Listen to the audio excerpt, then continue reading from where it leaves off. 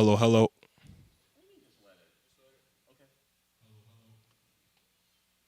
Hello, hello, hello. Welcome to the stream.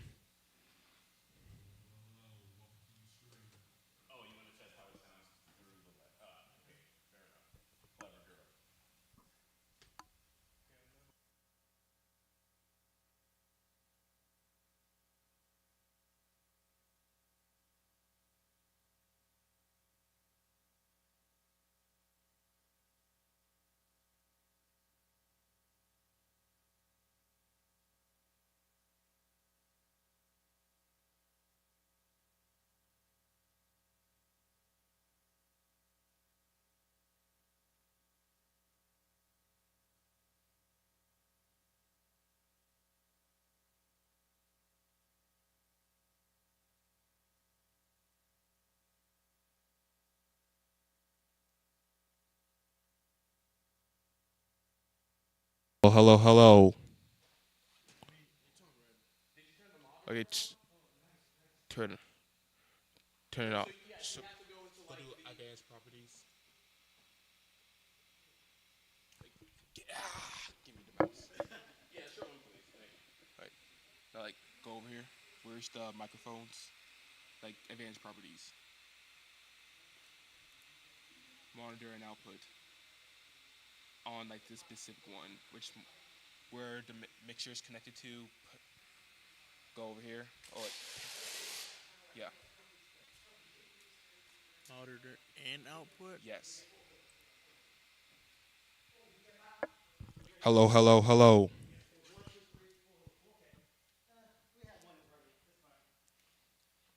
Hello, hello, hello. The event will start soon. The keynote speaker along with the panel link.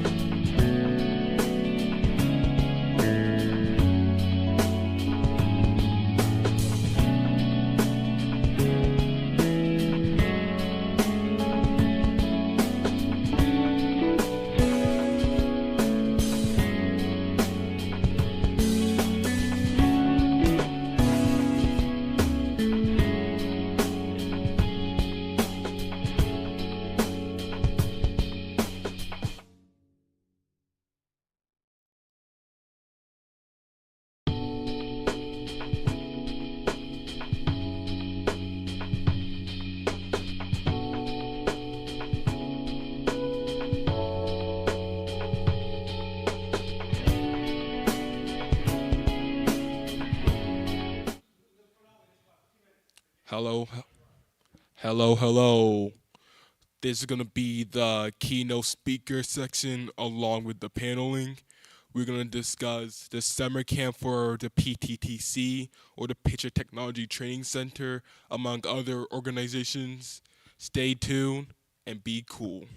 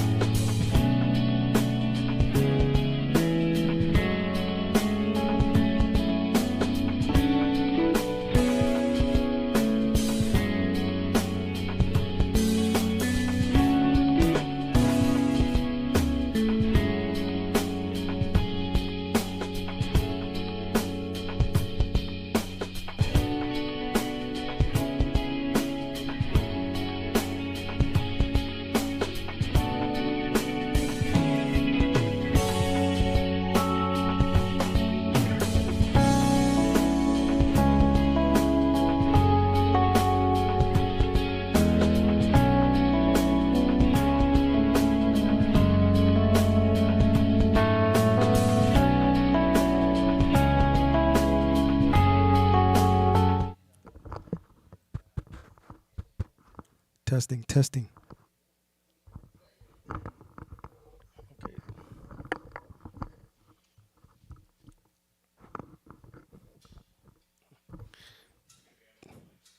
Testing, testing. Oh, is it on? Is it up? Y'all good? Okay. Tell me when to go, sir.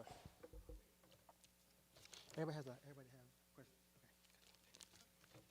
Well, y'all gonna y'all let us on. Am I ready? Oh. Tell me when to go. Hello, hello. Is that good? Yeah, so if you put a bit more in front of you. Yeah, like that. Testing, testing. Is that good? That's good? Okay, awesome. Thank you. All right. Good morning, everyone. Thank y'all for joining us today. We're excited here to close out School Choice Week, the National School Choice Week. Actually, it was yesterday, but we added one extra day. But we're happy to have a great dynamic speaker and action-packed, robust panel afterwards.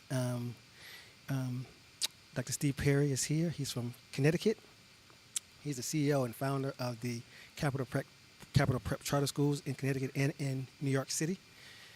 And we're just happy to have him join us today to close out the Prince George's County Parents Alliance for Education Options School Choice Week event and panel afterwards, and the school fair starting at 2 p.m. So without any further delay, Dr. Steve Perry, the floor is yours.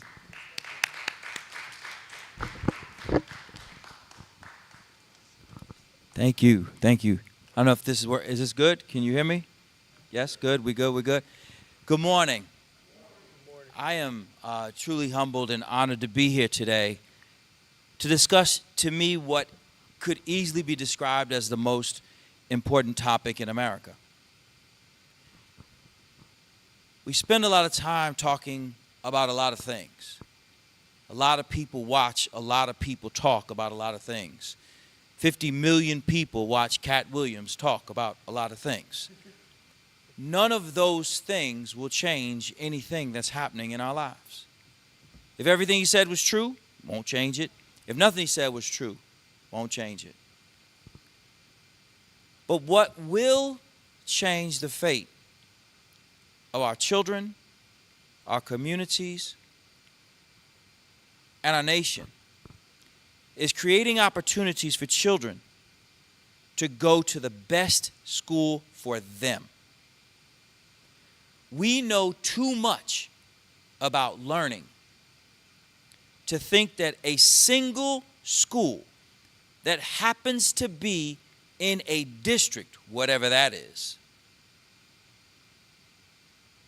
near the house, is the best place to send every child in that neighborhood to learn.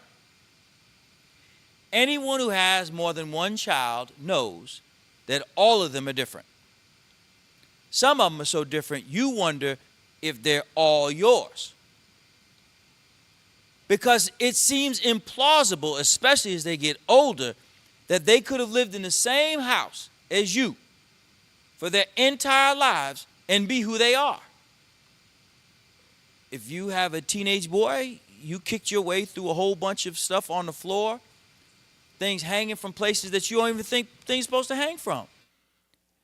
Came home yesterday, and my son was home by himself. He's 18, for about 20 minutes. There was some ribs that he hadn't finished. There was a glass somewhere. There's a cup. I don't know why he needed a glass and a cup. I don't know if one just didn't meet his liking. A jacket was somewhere. He didn't even go outside. While my other son is a neat freak. They could not be more different. And to think that the only way we would determine the learning environment for them would be based upon where they live, which we know is a proxy for race, which we know is a proxy for wealth or poverty. We know that the districts were designed to keep certain people in certain schools and keep other people out of those schools. More explicitly, we know that they are racially driven, and when race is not enough, it's economically driven. And so what we've found over time is that this system can be run by people who would consider themselves not to be racist. Many of them are African American, especially around here. But the outcomes are the root cause of systemic racism is a system that constantly produces a disproportionately negative outcome for African Americans. It doesn't mean that everybody in there has to be a flaming, hood-wearing racist. It just means that it has to persist in the same way that those people who are children in those schools will ultimately be less likely to read, write, or compute at or above grade level. Every single year from here on. And so when we have a conversation about the most important topic in America, which is school choice, we have to keep in mind that the intent behind public education was never to educate everybody. It was never intended, even for poor white children, to gain access to it.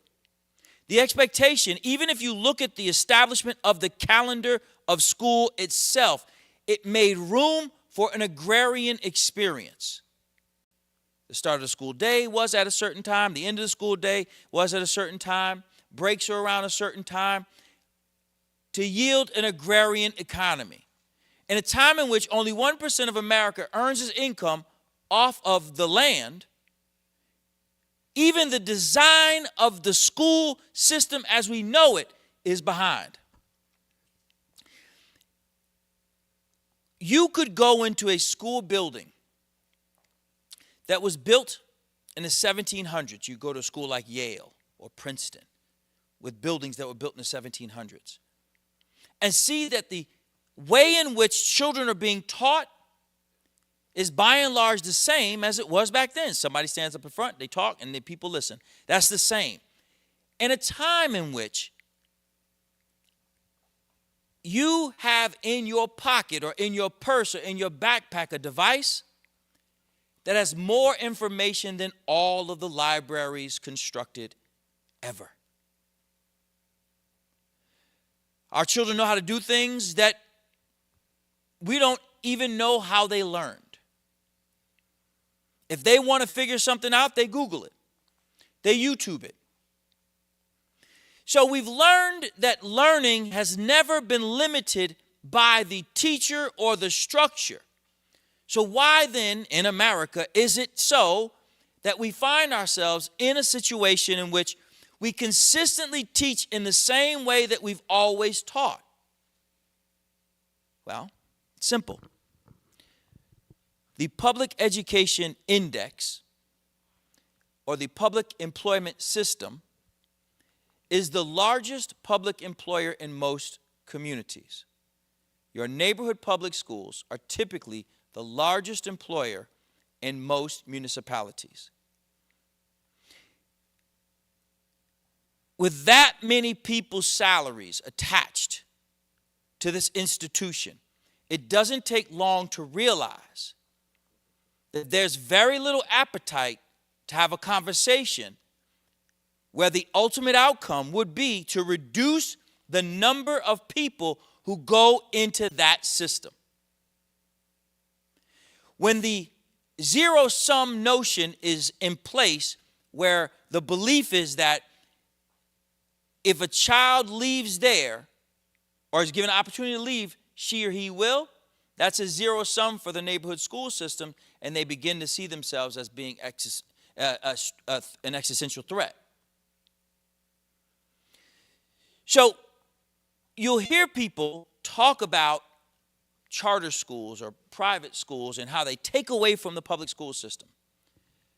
The purpose behind public schooling is to provide an education, not to keep an institution afloat. All of us are pro-voucher. Everyone is pro-voucher. Everyone is. Many people, no, I'm not. You are. Anybody against Section 8? Medicaid? Medicare? Universal pre-K? Anyone want to tell anyone that if your mother needed an oncologist, she could only go to the oncologist that is at the hospital in her neighborhood? And then if there is no oncologist there, she'd have to go to a podiatrist to take care of her cancer?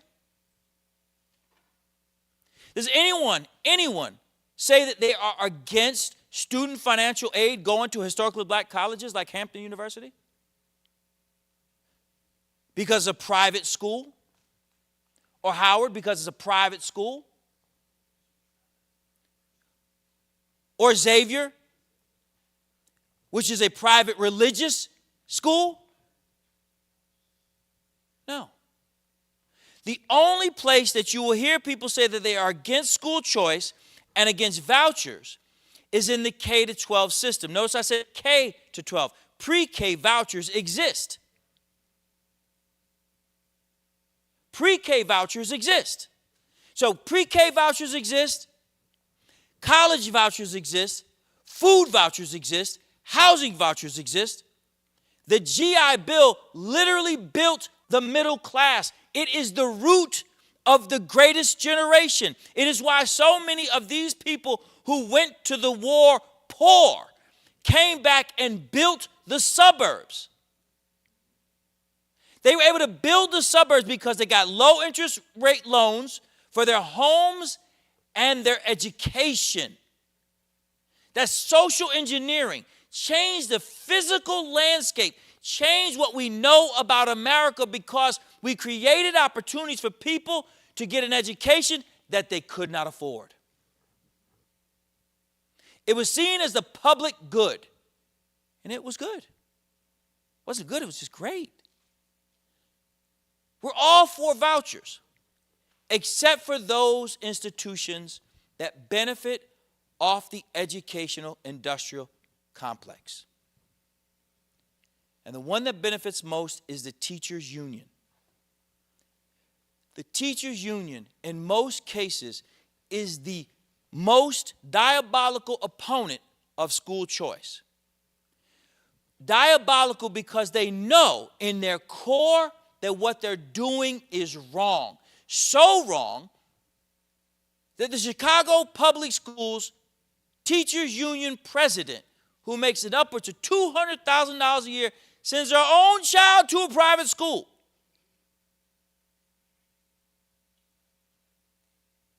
Sends her own child to a private school. Sends her own child to a private school as she makes all of her income off of the backs of teachers by garnishing their wages so that every time they get paid, she gets paid.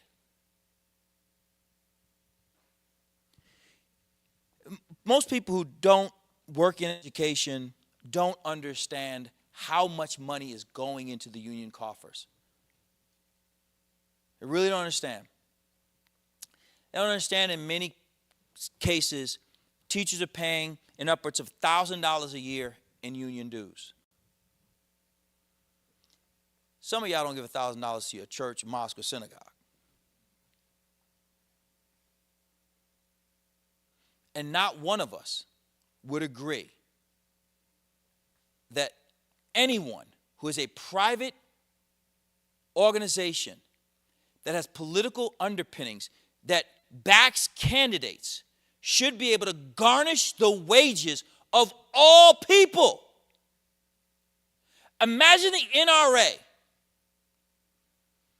being able to, because everyone has a Second Amendment right, make the argument that since everyone has a Second Amendment right, everybody's got to pay to the NRA.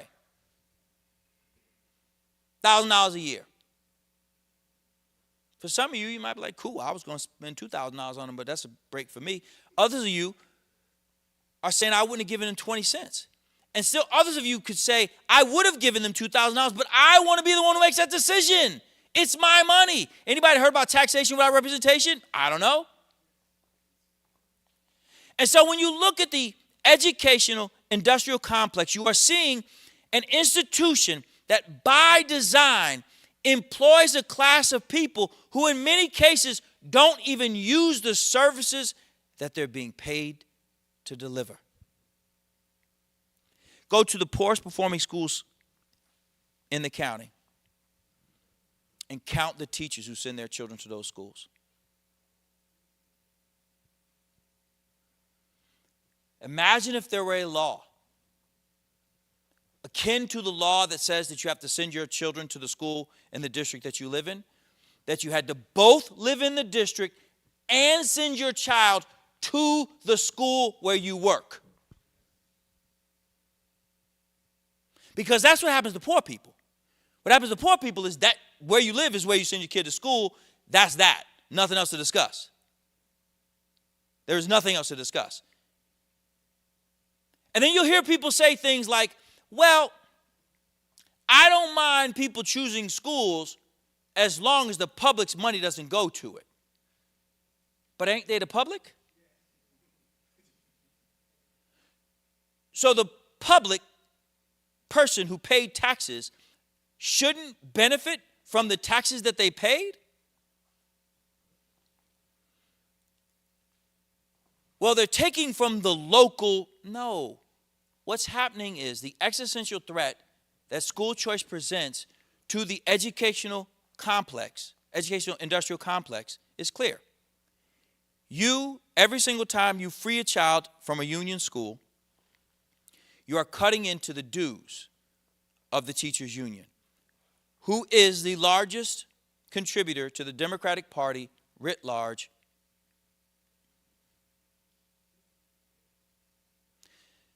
So you follow the money. This has nothing to do with education. The education industrial complex has nothing to do with education. We know how to teach children how to read, write, and compute. If we cared about education, then what we would do is we would look at the schools and strategies that are the most successful and we'd replicate them. Ever drive down the street and you see one Dunkin' Donuts, another Dunkin' Donuts, another Dunkin' Donuts, another Dunkin' Donuts? Ever drive down the street and see Walgreens on one side, CVS on the other? See car dealership, or go to a jewelry district. Why is it they don't see each other as competition? Why is it that Dunkin' Donuts doesn't think that you always have to eat Dunkin' Donuts? Or Starbucks thinks you always have to eat Starbucks. Or Coke thinks you always have to drink Coke. Or Pepsi thinks you always have to drink Pepsi. It is only in this monopoly that we refer to as public education where the public is not being educated. When over a third of all children, I didn't say black kids, I didn't say poor kids, I didn't say Asian, I didn't say white. I said all children who go to four-year colleges are in remedial classes. So many kids from so many states are leaving high school so far behind that in states like Connecticut, there's a law that prohibits the community colleges from enrolling students in multiple remedial classes simultaneously, even if they need them.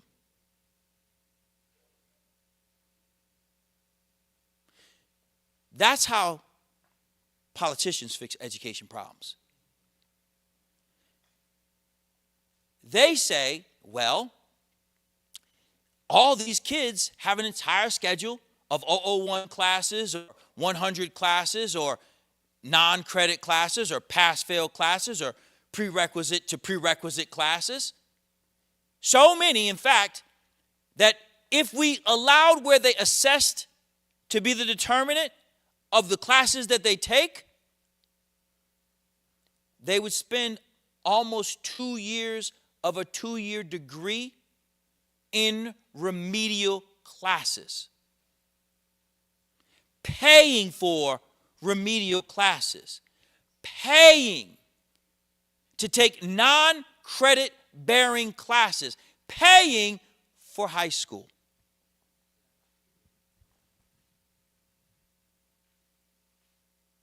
So instead of the state saying, why don't we just fix the high school thing and the middle school thing, and then they'll come out at a level where they can actually do college work.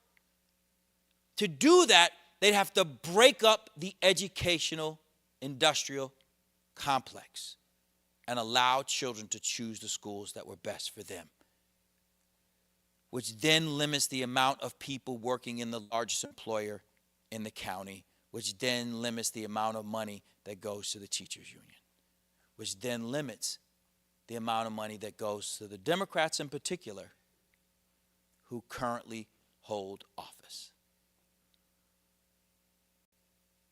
See, we don't have any trouble finding the best performing schools. You have a brother here who's a principal from one of the highest performing schools in your region. A reasonable person would say, can I holler at you for a second, my man?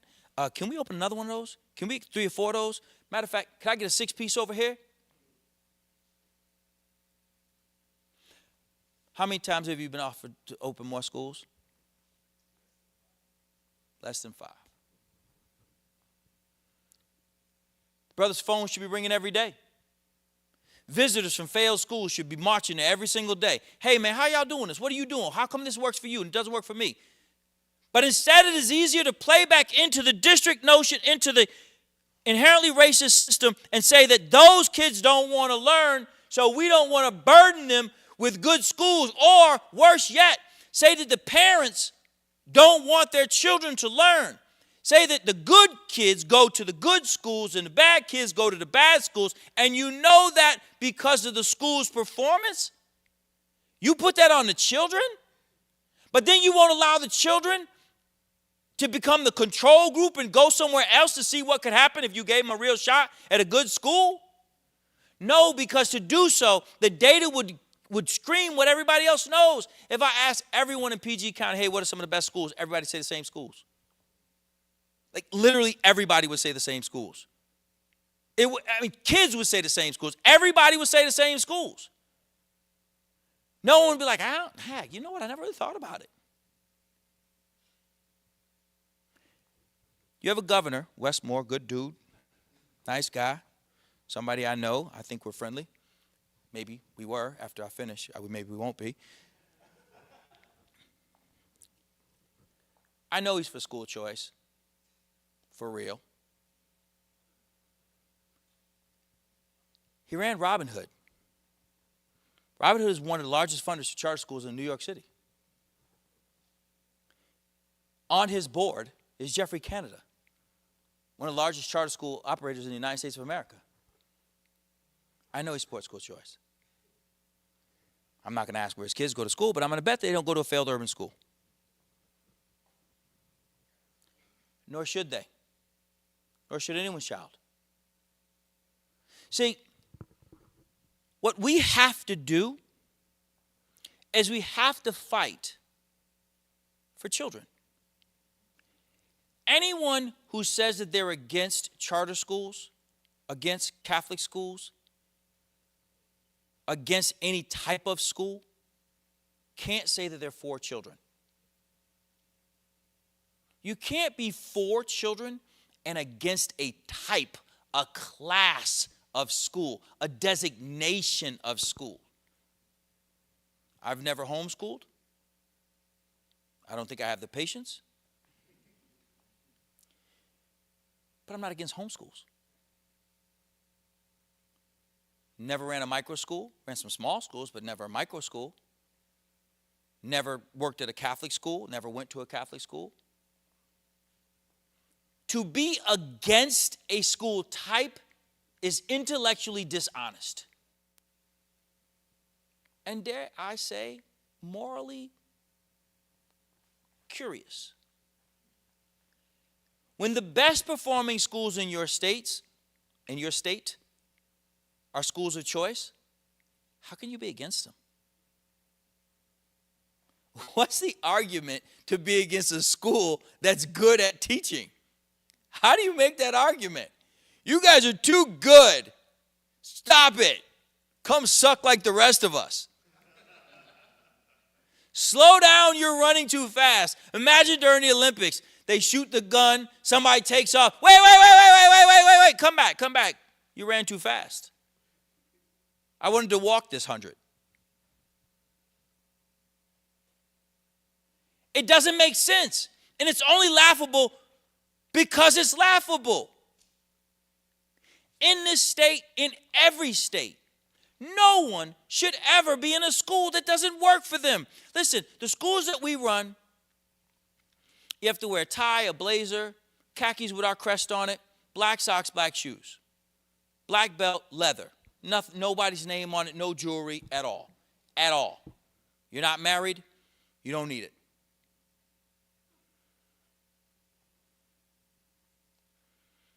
That's not for everybody.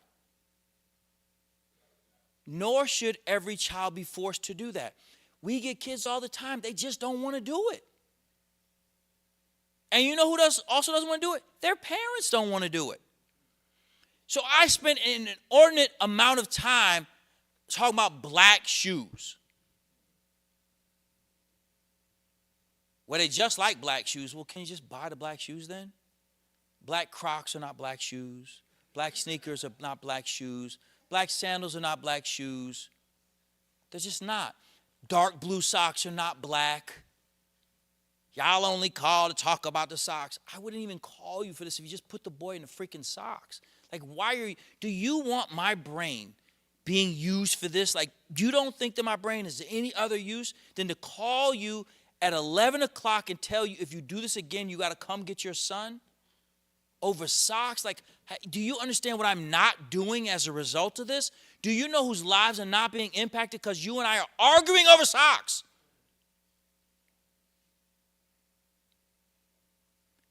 But when the options are limited, we find ourselves with children for whom this is not the right setting.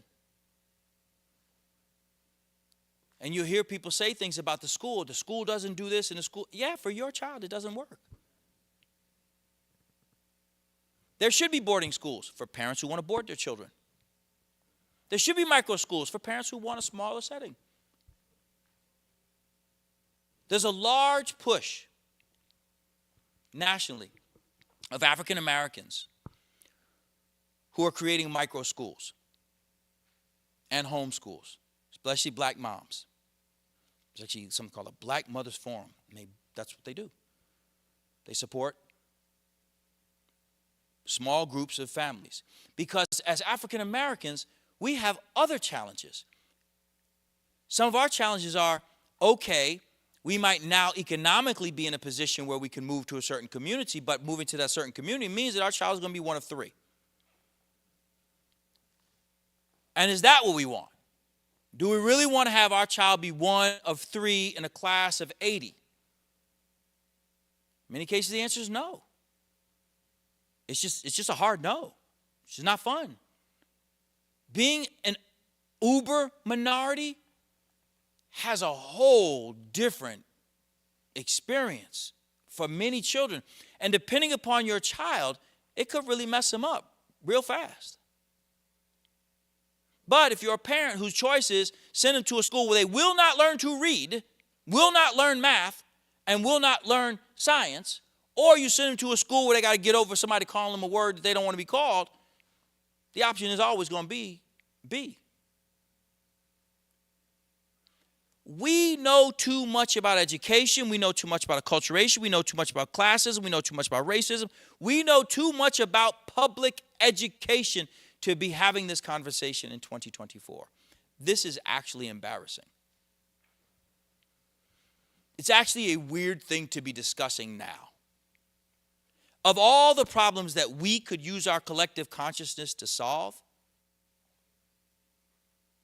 arguing over whether or not we should have school districts that send children to the school that is closest to their house should not be the argument that we make. And the rationale that's often used outside of unions is even sillier. The teams won't be as good. You lying. We're going to keep kids in schools where they can't read the word state championship so they can win a state championship? Couldn't spell Spalding if you took it off the ball? That's what we're doing now? we, people who know better, have to do better. And one of the things that we have to do, we have to run for office.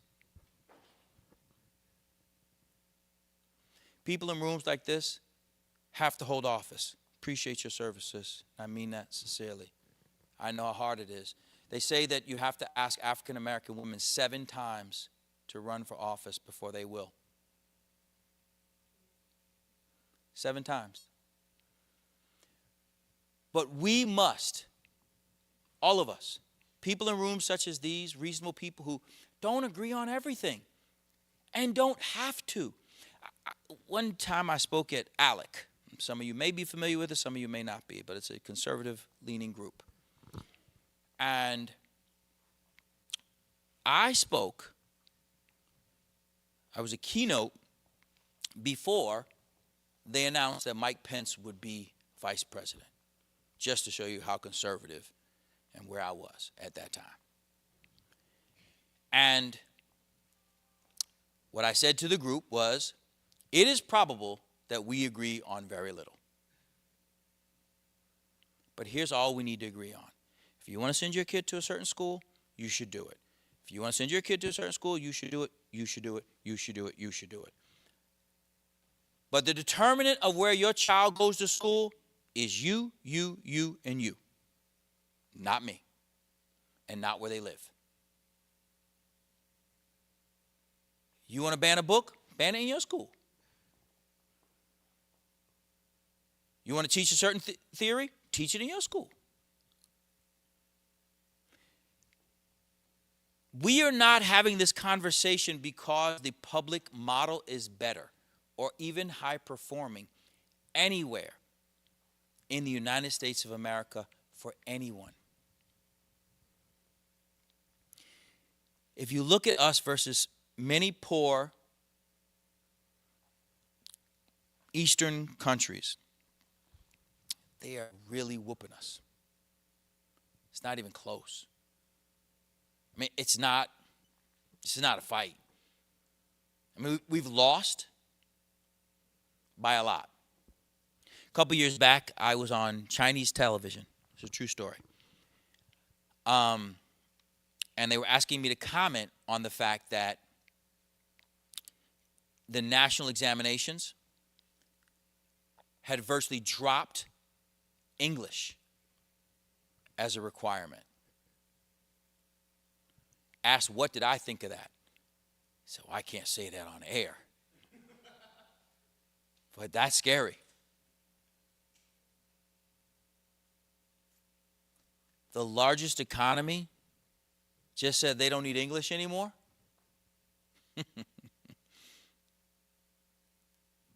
I think we lost, ladies and gentlemen. I think game over. I think if you don't believe that and you want evidence, go to some of the top universities in America. And you'll be hard pressed to find children from urban communities who are in those schools. And less children from what we would consider American suburbs from those schools. The majority are international students. International not just from the Far East, but some places like Africa as well. Because their tops are whooping us too. Europe, getting at us. And how much longer do we think that they're going to keep sending their best and brightest to us before we have to send ours to them?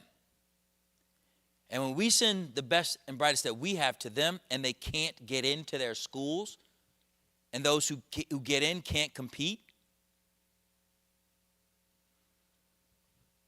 what will the education industrial complex have done? It would have slowed our intellectual economy to a screeching halt. School choice. It's the most important topic we can discuss. Because what it does is it provides children with the opportunity to learn in settings where they feel seen. I have 2 sons. Both of them attended Capital Prep, our schools. And if I'm honest, Capital Prep wasn't the best school for both of my sons. One, he excelled. The other, he struggled. The whole uniform thing really wasn't his thing. Every day, I'm giving this dude a ride to school, and I got to make sure I'm doing uniform checks in my house. He's more of a creative. Ours is a pretty straight system. He likes music and art. We don't have a big music and art program. In fact, we don't really have one. Ours is stripped down. Math, science, history, a foreign language, the things that you need to get into college. Our goal is to get you into algebra as soon as possible, so all of our 8th graders take algebra. If we could push it down to 7th grade, we get it there. That's not for every kid. It's just not. But when you take away the choice, you put children in academic settings where they don't feel seen or heard. And they spend those formative years feeling like there's something wrong with them. And there isn't anything wrong with them. They're beautifully perfect in their own way. And as such, if they were in the school setting, the academic experience where they felt seen, oh my God, imagine what would happen. How many people have to drop out of school to find out that they actually like school?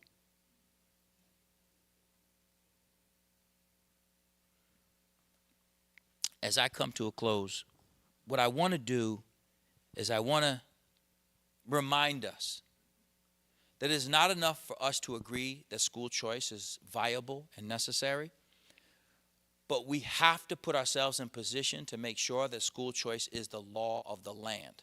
I am for universal school choice, universal vouchers, period. Full universal vouchers. If it costs $17,000 to send a kid to the schools, you get $17,000, the whole $17,000. Not a fraction of it. Now I'll give you some now and I'll pay you the rest later. The whole thing. Whatever it costs to educate a child in that community is what the community should be giving to educate that child. I don't think that any school should ever have to have a waiting list unless it wants one. There's no reason for there to be a waiting list. If every child has a voucher, you just open up another seat. You just keep going until they're all full. And then when they start to leave, close seats. We know too much about education for us to still be having this conversation in 2024. But the reason why we do continue to have this conversation is because we keep the education industrial complex going by making sure that the teachers' unions are bloated and in control at least of the entire Democratic Party and much of the Republican Party. Don't get it twisted. They're taking bread too. And between those two, they can keep kids in schools that don't educate them, keep kids in schools that they don't want to attend, keep blaming parents for not caring about education, and keep blaming schools that kids don't fit in for not doing what they can to make sure that all kids felt comfortable in a school that wasn't designed for all children. To that end, I encourage you and people you love to run for office. Run for office. And when you know that there are people who have run for office and they're in office and they're supporting school choice, raise money. When people are going after them on Facebook and saying foul things to them, clap back. Make them feel safe and loved and supported so that they can push to create the kinds of academic experiences that children deserve. We should be the last generation that was forced to send our children to schools that were closest to their house. This should never happen again. I'll finish here. Dr. King said that a school should be so good that you cannot tell who the child's parents are.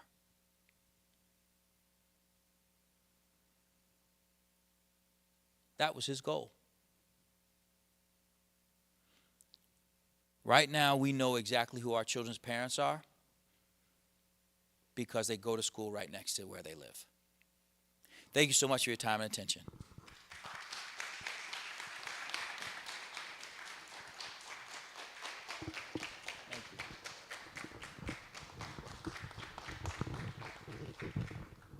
All right, you got it. So I'm going to ask you all to give him another round of applause for that awesome information. Dr. Steve Perry. I am James Spence, and I appreciate the opportunity to serve as a moderator for the next section of this event. What we're going to do is we're going to take a few minutes, about 5 minutes, so we can get our panelists on stage and comfortable. And we're going to transition, so use the restroom. Don't go too far because we have an awesome fair that's going to happen also. So thank you, Dr. Perry. We appreciate you tremendously. We've learned a lot. I think we're now activated and motivated. Thank you. 5 minutes.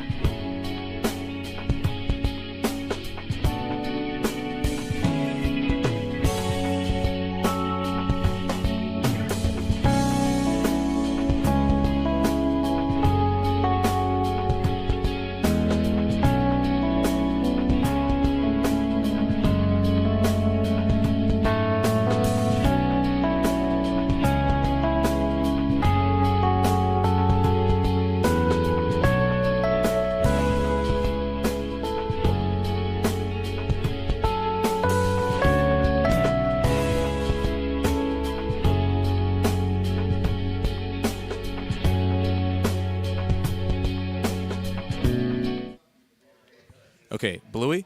Blue works? Okay, turn green on. Hi. Nice. Thank you. Hi. Green 2. Okay, perfect.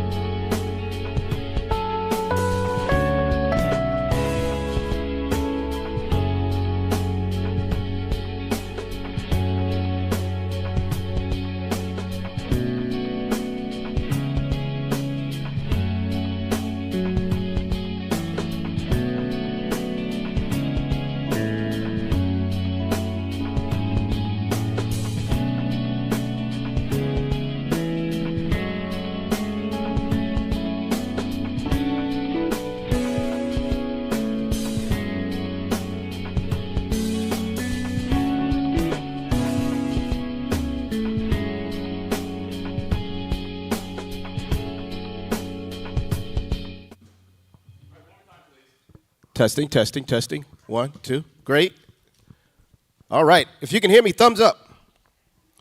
All right. I know I'm short. Do I need to move away from the podium so you can see me? Come on, this is going to be interactive. Now, I know you're here to get education, but we're going to definitely have a conversation with some of our great panelists here. My name is James Spence. I am an educator in the region, and I'm excited and honored to serve as a moderator for this panel discussion around school choice. So I think we have a really great motion and movement happening after Dr. Perry has spoken, and so we're going to get right into some experts. So what we'll do is we're going to have 1 to 2 minute introductions of our panelists here. They're going to talk around what space they're impactful in, and then we're going to get into some questions around the space in which they are impactful and hear what they got to say about school choice. All right? So, jumping into it, we have Miss Natalie Mack. I come to understand that you are the expert in homeschool. Yes. All right, so just give us a couple minutes about who you are, what you're doing in the homeschool space, and then we're going to pass along to some of the panelists, okay? Okay. Hello, everyone. So I'm a graduate of Elizabeth Seton, Spelman College, and the George Washington University. I'm a retired Navy chaplain spouse, veteran homeschool educator, 23 years now, and a mom of 5. So 4 of those have graduated from homeschool to college, and 2 of them graduate school, and then we have an 11th grader at home. So as a homeschooler, we were able to tailor their education to meet their needs, their passions and interests. We focused on developing the whole person. Academics was clearly important. They've gone on to college, but we also focused on who they were so that they would leave our home with the values and morals that we have.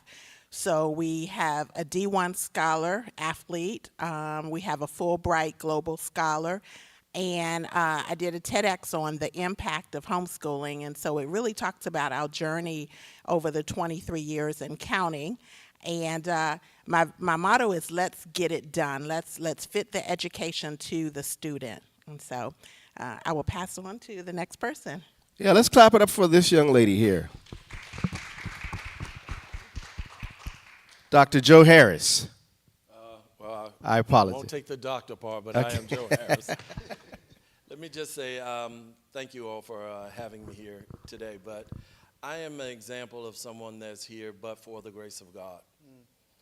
I grew up with all of the barriers against me, grew up in a single-family household in Florida. Every strike, had I listened to the world, I wouldn't be here.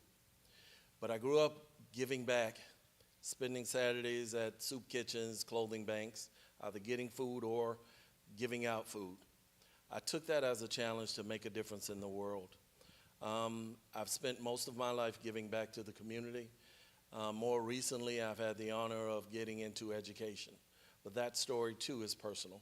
It centers around my foster son, Dexter, who came into my home with several D's disability. This is a kid, generational foster care.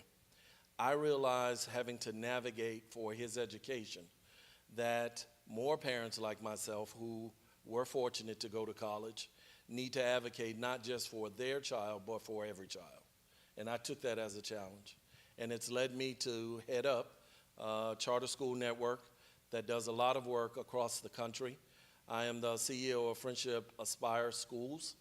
Most recently, we were awarded a charter here in Prince George's County, which, Dr. Perry, I wish you were here to hear about how that was a struggle and a fight to fight for kids for education. And it's unfortunate. My experience with ensuring that my son Dexter got the special education support he needs, as well as ensuring that every child has a choice and gets a quality education, is what I've committed my life to. I hope I have something to contribute to the panel today, but thank you all for welcoming me, and I'm happy to be here. All right. I'm going to go to Dr. Paul Singleton. I got it right this time, Dr. Singleton. Thank you. Good afternoon, everyone. My name is Dr. Paul Singleton II. I earned my degree from the University of Connecticut in educational psychology, with a focus specifically on counselor education and supervision, with a concentration on educational equity and social justice. I'm HBCU graduate from Claflin University in Orangeburg, South Carolina. I was one of the students that you were describing with in special ed, having learned support through my high school career in Pennsylvania. And the reason why I'm here is because I lived that experience. I saw what it was like for myself, for my peers, and then being on the other side and seeing students that look like me to be perceived as excellence or successful. It is a struggle. So a lot of my work, a lot of my research focuses on how we can bridge that gap, but provide opportunities around college and career readiness, mental, emotional well-being for Black males and students of color and underrepresented students. So I am pleasured and glad to be here. I didn't mention, but I'm currently, and why I'm probably on this panel is I represent the private school arena. I currently work as a school counselor at the Potomac School in McLean, Virginia. In addition to my responsibility as a school counselor, I'm a DEI coordinator, and that just stands for Diversity, Equity, and Inclusion. So again, I thank you all for being here, and I hope to add some wonderful nuggets to this wonderful panel. Thank you. Thank you, Dr. Singleton. At our school, we say Madam. So Madam Shayla Adams Stafford. Thank you, Madam. Good afternoon, everyone. I think we're in the afternoon. My name is Shayla Adams Stafford. I am the board member for Prince George's County District 4. I sit on the Prince George's County Board of Education, but my career has been focused on education. I started as a classroom teacher, went on to become an instructional coach. Now I own a company where we work with schools, districts, states on their culturally responsive teaching initiatives. So that's what my focus is in life, is really thinking about issues of educational equity, specifically as it comes to teacher development and training. But coming out of a public high school, going to a private college, I went to Wellesley College. Some of what he was discussing about students having to go to remedial classes, that really struck a chord with me. And thinking about, how are we preparing our students to go on to the next level. I then went on to Duke University to obtain my master's, and I went on to become a nationally board certified teacher. But really, when I think about choice in our public school system, I venture to say that Prince George's County Public Schools has so much choice for parents. I'm also a mom of two, and we are in the lottery system right now. So I'm here to talk a little bit more about what's offered within our school system, because I think that you'd be hard-pressed to find another district in Maryland that offers families this amount of choice with school programming and school options. And so I'm really excited for this discussion today. Thank you so much for having me. Thank you. So we have a treat for you, as you heard from their introductions. Now, one of the things I heard was some of your why, and I heard focus. I want to allow for a few minutes for us to unpack that a bit. And let's talk about anyone who can jump in about overall philosophy of education, which may or may not have led you to the space you're currently working in. So have at it. Whoever wants to start off. Philosophy of education, K-12. Well, we kind of huddled and said that Dr. Perry hit on a lot of the salient points that many of us share as the challenge. For me, I use the word bureaucracy. And it's the bureaucracy within education that I think undermines public education, but more importantly, it harms our kids. And I think I need to say that. The public education system, if left unchecked, will harm our kids. And I tell parents, stand guard over your child's education. I think that we need to understand that it is our responsibility. To much that's given, much is required. And it is our obligation to be that parent. Dr. Perry said it best. One of the things that, I have the honor of hiring and really kind of ensuring that the teachers that sit in front of our kids care about our kids at a different level. And he said it best. I'm going to take that from him. And that is his words. A good school, you don't know who the parent is because everyone takes ownership of that child. A good school, I tell parents, you look for those intangibles. And those intangibles are that school cares about your child, that your child is seen, your child is safe, and your child is loved.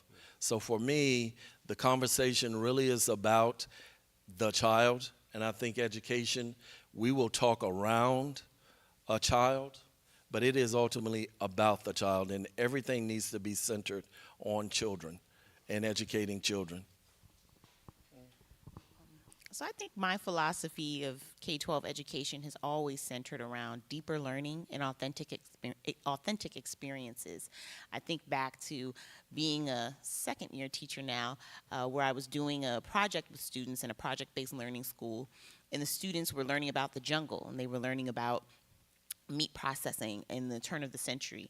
And so they decided to be muckrakers, and they went to our local liquor store that was right across the street, and they started inspecting the food in the liquor store, and they realized that they were selling moldy food to the students in the school. They called the health department, wrote an expose, and got the store shut down. Now that was an example of learning coming to life. They were doing an actual authentic learning experience. And I think about, as I look across the county today, so many of our students are engaging in deeper learning experiences every day. Recently at Flowers High School, I had students work with me to craft our mental health policy at the district level. They conducted an entire survey of all the students in their school and helped us actually pass a budget amendment to add $3 million worth of mental health supports to schools like theirs. And so my whole thought about school and education is that students need authentic learning experiences. They need to be experiences that connect them to real world. And I feel like, when we think about where we'll send our students, I think that's what we want to look for. What are the students doing? Not just what they're learning about in class, which is wonderful, but what are they actually producing? And that's what I think about in my philosophy. So my philosophy about K-12 is that you really need to focus on the whole child, and like I mentioned earlier, what they're interested in and their passions, and also to focus on creating a love of learning. I believe that if you allow your child to embrace learning and to see that all experiences are learning opportunities, they don't all take place within the classroom. Most of our lives, they are learning experiences from day to day. As a homeschooler, we're able to not only work on the academics, but we can take a study of, say, World War II and turn it into an experience of, field trips like the Holocaust Museum. As a military homeschooler, we were actually living over in southern Italy in Naples for 3 years. And so when we traveled around, we were able to study World War II. And so it may not necessarily mean going overseas, but if you look around in your community and the state that you're in, opportunities to really enhance a student's learning are there. And from what I've observed, is that it's really difficult with the numbers of children in any one classroom in traditional schooling to be able to allocate that. The funding isn't there to do this type of out-of-the-box learning, to experience things that here in the nation's capital, like with the Smithsonian Institute and the Natural History Museum, has programs for homeschoolers. There's an abundance of ways students learn, and I know that not every student learns via textbook. And so homeschooling allows families to be able to, like Dr. Perry said, individualize the education for each of your children and be able to tailor it to that. And out of that, they appreciate learning, they love learning, they feel confident as learners, so that when they are launched from 12th grade, they are able to go into any environment and be confident and to be authentic. That's my opinion on what's happening right now in K-12 education. Well said, well said. And to just add to the wonderful points that the rest of the panelists have already shared, I think when I think of a philosophy, one way or one means to think about it is, one, to empower students and definitely being student-centered and focused, but also finding a way to connect their lived experience, their life, to the classroom. I think the real deal and the truth of it is we all go through life in a specific way, and it's hard for us to separate what is happening at home from school and so on and so forth. So in addition to how one may identify what cultural background do I come from, there are a lot of factors that goes into a student's life. So why separate the two and try to not or silo them? Find a way to incorporate this in our curriculum, find a way to incorporate this in their lived experiences while at school, so there's a holistic approach and there is a universal message that it's not so much when I'm at school I only hear about this, when I'm at home I can shut off and not hear about it. I'm hearing about it at home, I'm hearing about it at school, I'm hearing about it at my sports or my leisure activities, and I'm seeing the connectivity between each and every one of the things that I'm involved in, which make me more prone to be engaged and more prone to be immersed in the things that make me successful or to achieve the goal that I may have in that moment, well, whether it's regarded to my academics or my personal wellness. I appreciate that. I want to stick with that point, if you'd allow me, because we're starting to hear some trends, some words around attributes and unique attributes of students. I want to jump to the Potomac School. Please. In which you serve as, let me make sure I get this correct, you serve as the school psychologist, counselor, coach, father figure, DEI coordinator. A little bit of everything, but school counselor specifically, DEI coordinator, coach of basketball. Okay, so I did get it right, coach. Yes. There it is. But I wanted to transition into marginalized students. And we know sometimes students that have an individualized education plan may be considered to be a marginalized student. Yep. Talk to us about the private school arena, Potomac School, particularly around serving students who happen to be within special education. So first and foremost, at independent schools, in my experience, as you heard in my background, I came from public schools, I came from a private college, but I've not lived the private experience until working at a private school this year.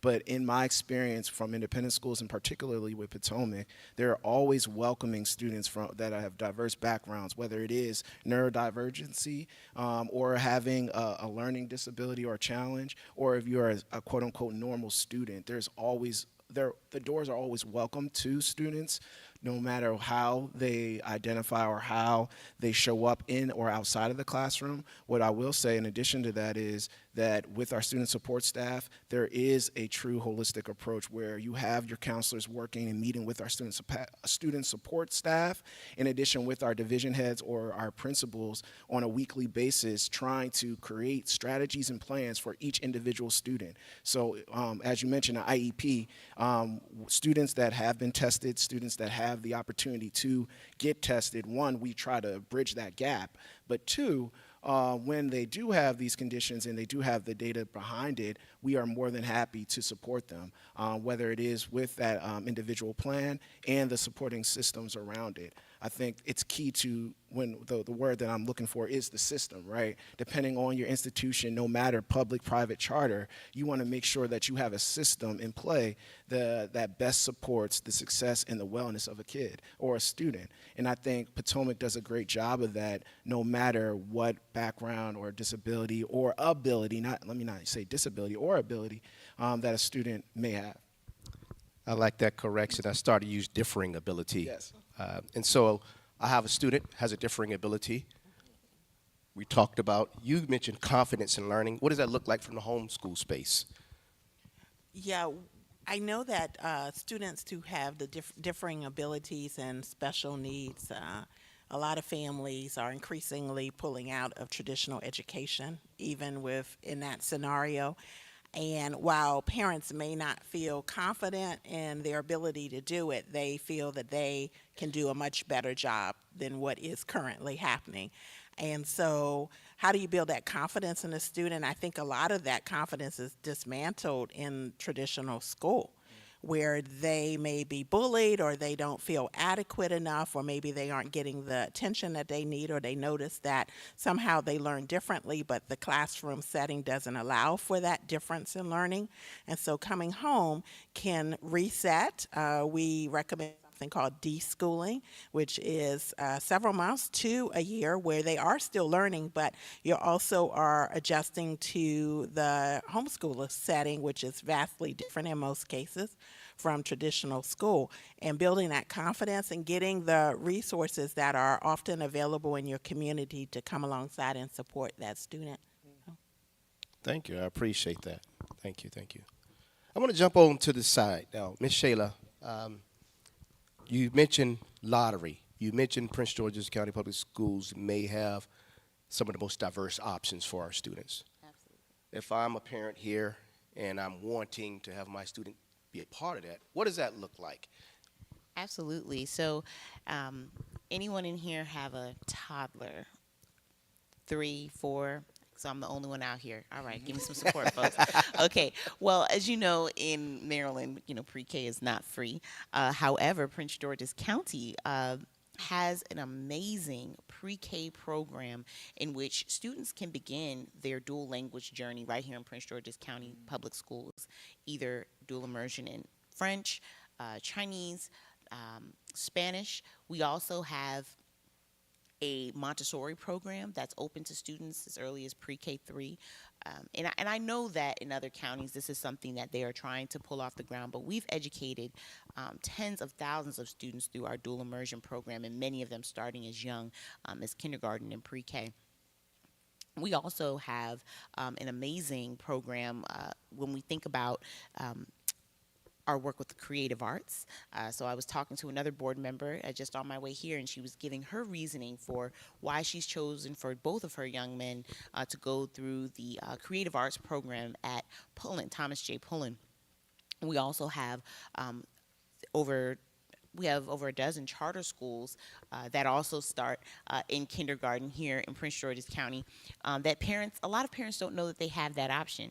It was so funny the other day, I was in the hair salon and I heard this young woman talking to someone else. She was maybe like in 4th grade, and she was talking about, she said, because my mom says that we have to get equity out of the home, and we have to get the equity out, and that's how we're going to. And I said, this girl is 9 years old.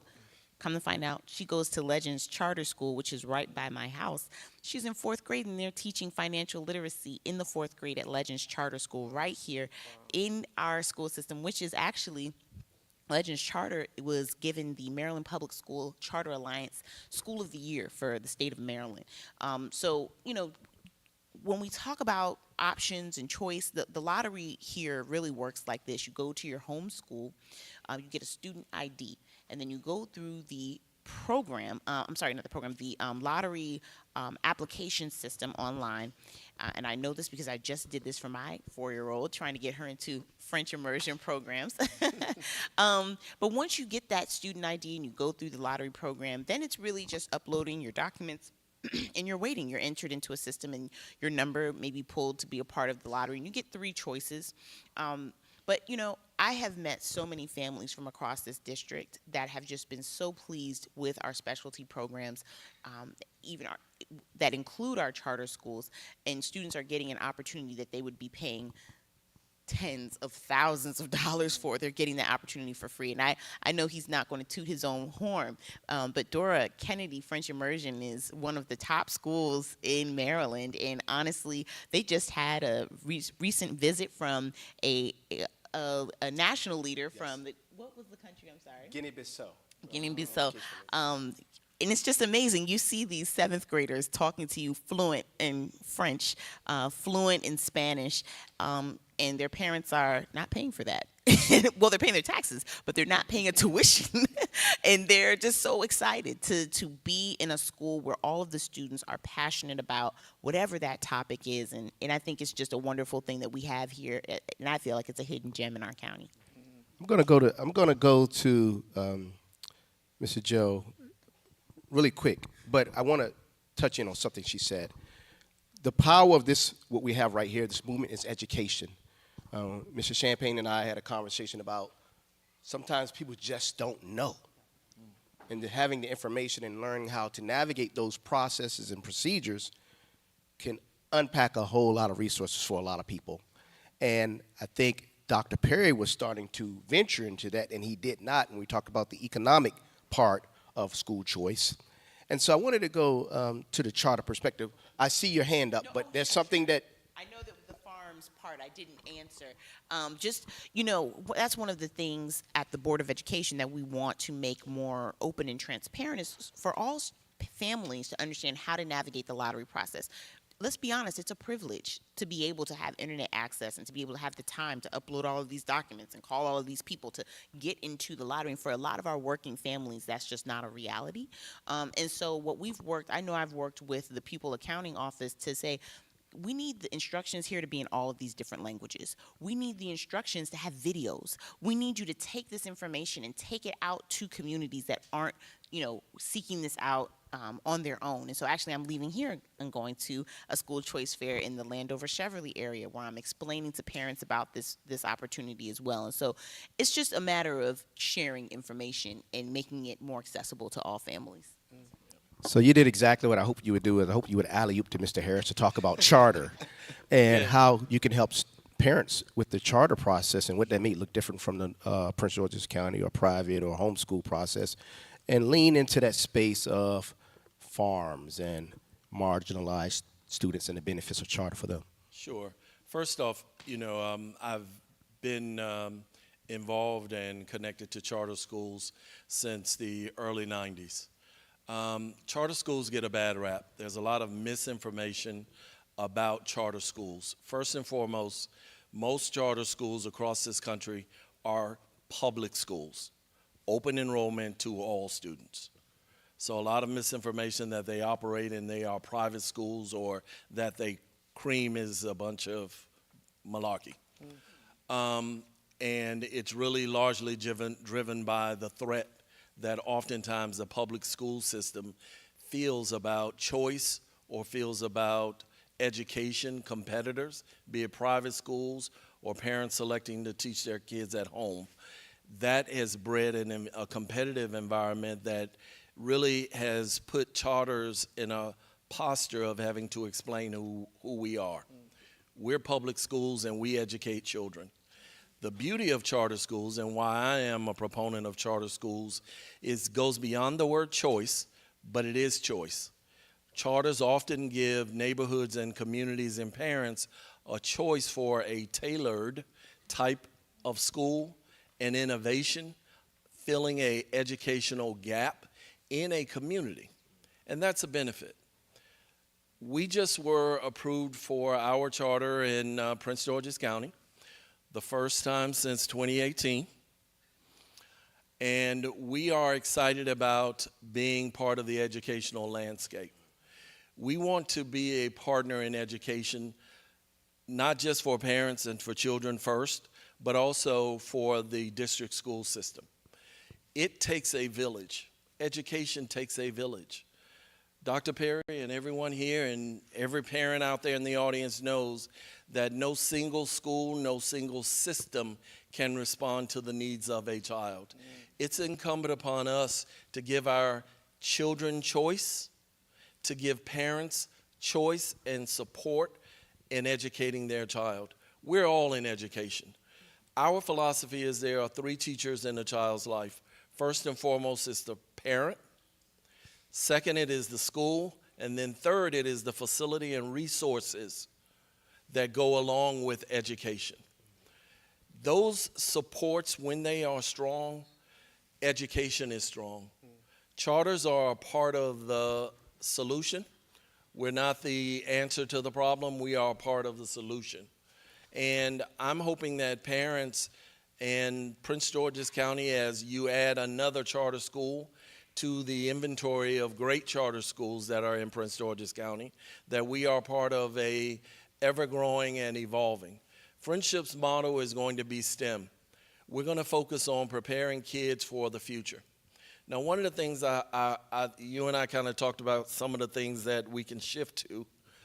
One of the things I wanted to hit on really close was parents, and I often talk to parents first, y'all got to know. So a lot of my conversation isn't to the educators, more so to parents. Parents, you're going to hear the word STEM. You're going to hear it a lot. But here's what I've learned. I've had the honor to look at the world globally. Everybody right now, you are in a global world. Pick up your phone. You can talk to anybody anywhere. Education is global. Education is no longer limited by boundaries of neighborhoods or communities. I've had the honor to look at and examine school systems across the country. An example, we have a partnership with a number of schools in Japan. I've gone to Tokyo twice, seen their only charter school, which is operated by the YMCA, which is surprising to me, but seeing different school systems across the world, right? What I've found is those schools focus internationally on the fundamentals. Friendship and Friendship Model is going to do something I know is not unique, but it's about bringing best practices in a unique way. We're going to focus on the fundamentals. You heard Dr. Perry say that so many kids are graduating now and they don't have the basics. Colleges are spending their first 2 years getting kids just up to a college level.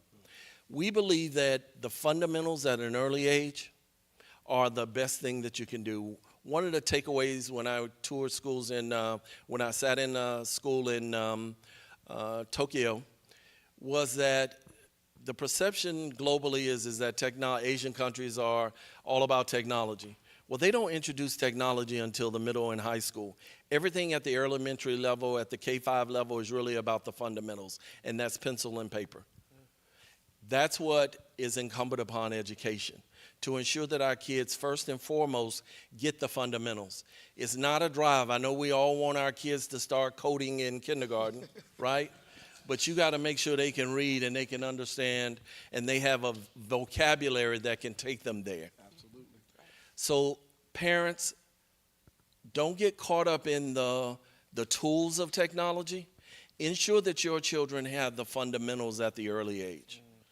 Those schools that place premium on that, getting your kids, you see me using my hand, right? Cursive handwriting. It's important. All of the historical documents in American history are written in cursive. It's sad that that could become a lost Latin language. Get your kids to write. Colleges now and state standards now are, Arkansas, I'll use that as an example. They have added a whole essay writing component to their standardized tests because they know that kids cannot write. Every opportunity to get your kids to write, and I don't mean write you a text message that doesn't have a capital letter and doesn't have a period.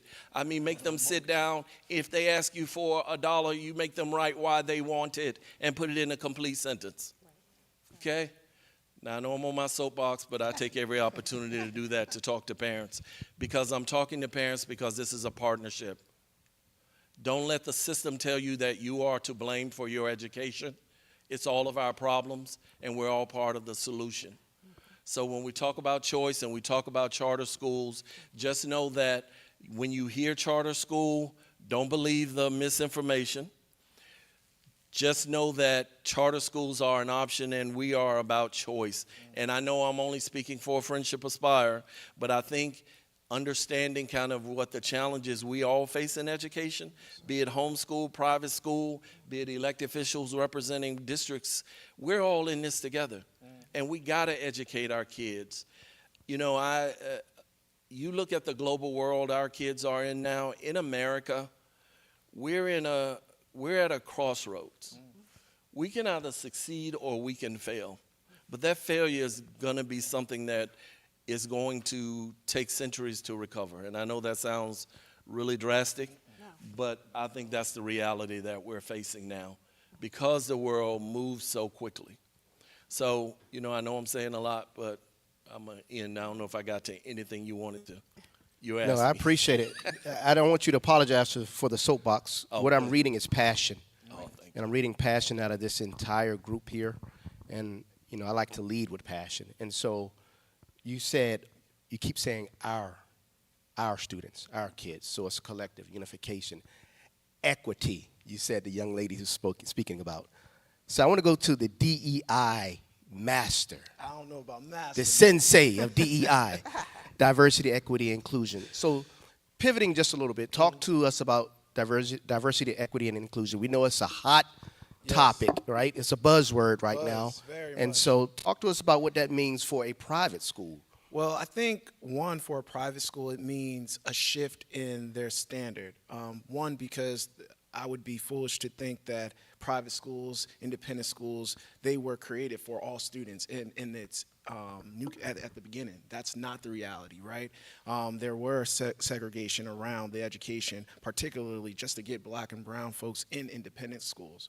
However, I think where we are today and where we are moving, I think it speaks to the one commitment to inclusiveness, but the hope and the drive to be better around inclusion and equity, making sure that we do meet each and every student's needs individually, not so much trying to blanket it with this is what we do, this is because we pay this price tag for this institution, so it's going to work for everyone. And I think moving away and shifting our model to be more equitable is something that all independent schools are trying to adopt. And I see it in, at least at the Potomac School, students feel that or feel more like they belong in that space. They feel that their sense of belonging is increased, their level of engagement is increased when not only do they see faculty of color or faculty that look like them or come from their communities, but two, when they're learning about or when they are engaging with these faculty or their peers around these hot button or these important issues. And it's not so much just focused on the standard or the majority's narrative around what history is, what the majority's idea around inclusion. And I think the other reality is for independent schools, when you think about DEI, it's also a cry to increase what is lacking at those spaces, which is, again, representation around not only for our faculty, but for our students.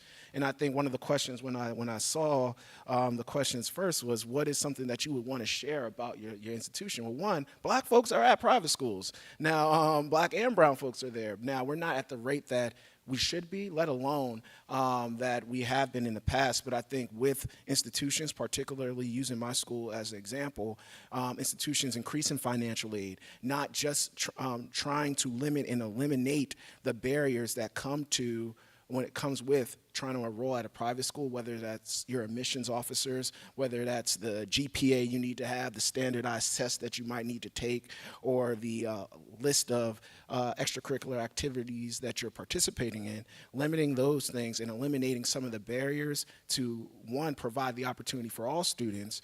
So the stereotype or the thought around what private schools provide is shifted. And I think DEI starts with that. And to ensure that we have a holistic approach starts with having a diverse approach. And that starts with having various different voices, various different people in the space, not only as in leadership, but in our school community. So I hope that answers your question. It does. Should I be calling it independent school rather than private? Now, you've responded twice Yes. to my private by saying independent.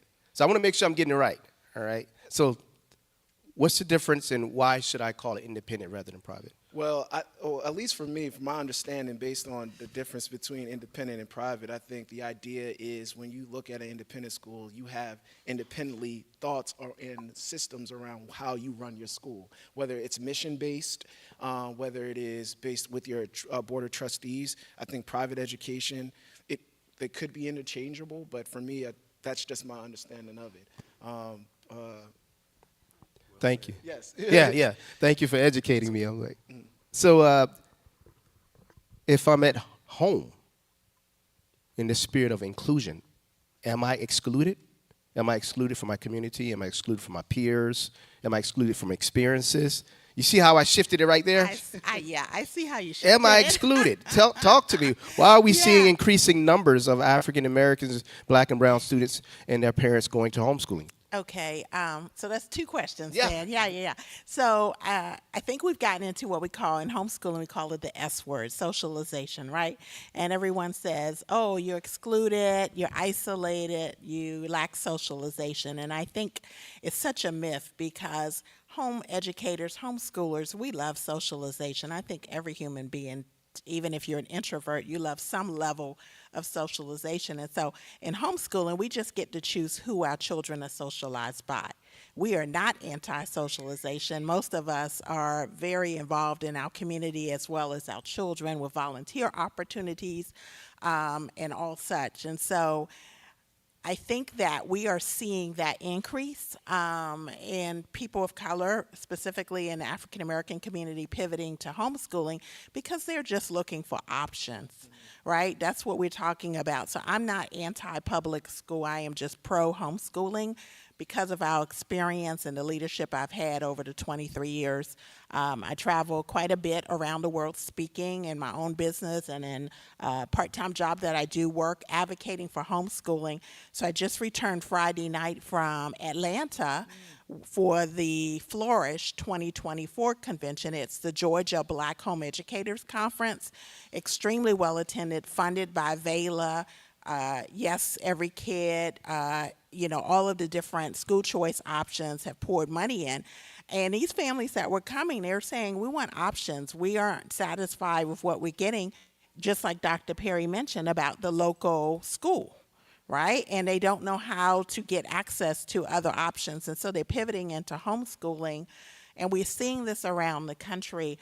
And so my goal is to just present it as an option. I do a lot of consultations, evaluations. Like I said, I've been over to Germany. I'm going back in May to speak. I probably will be going to Okinawa. And these are within the military community that I'm speaking about that. But just around the country, I see so many of us saying, can you help me? Our children are not thriving. And we need something else. And so my goal is to be there as a support, to be able to help parents understand how they can do it. And traditionally, homeschooling was the stay-at-home mom, right?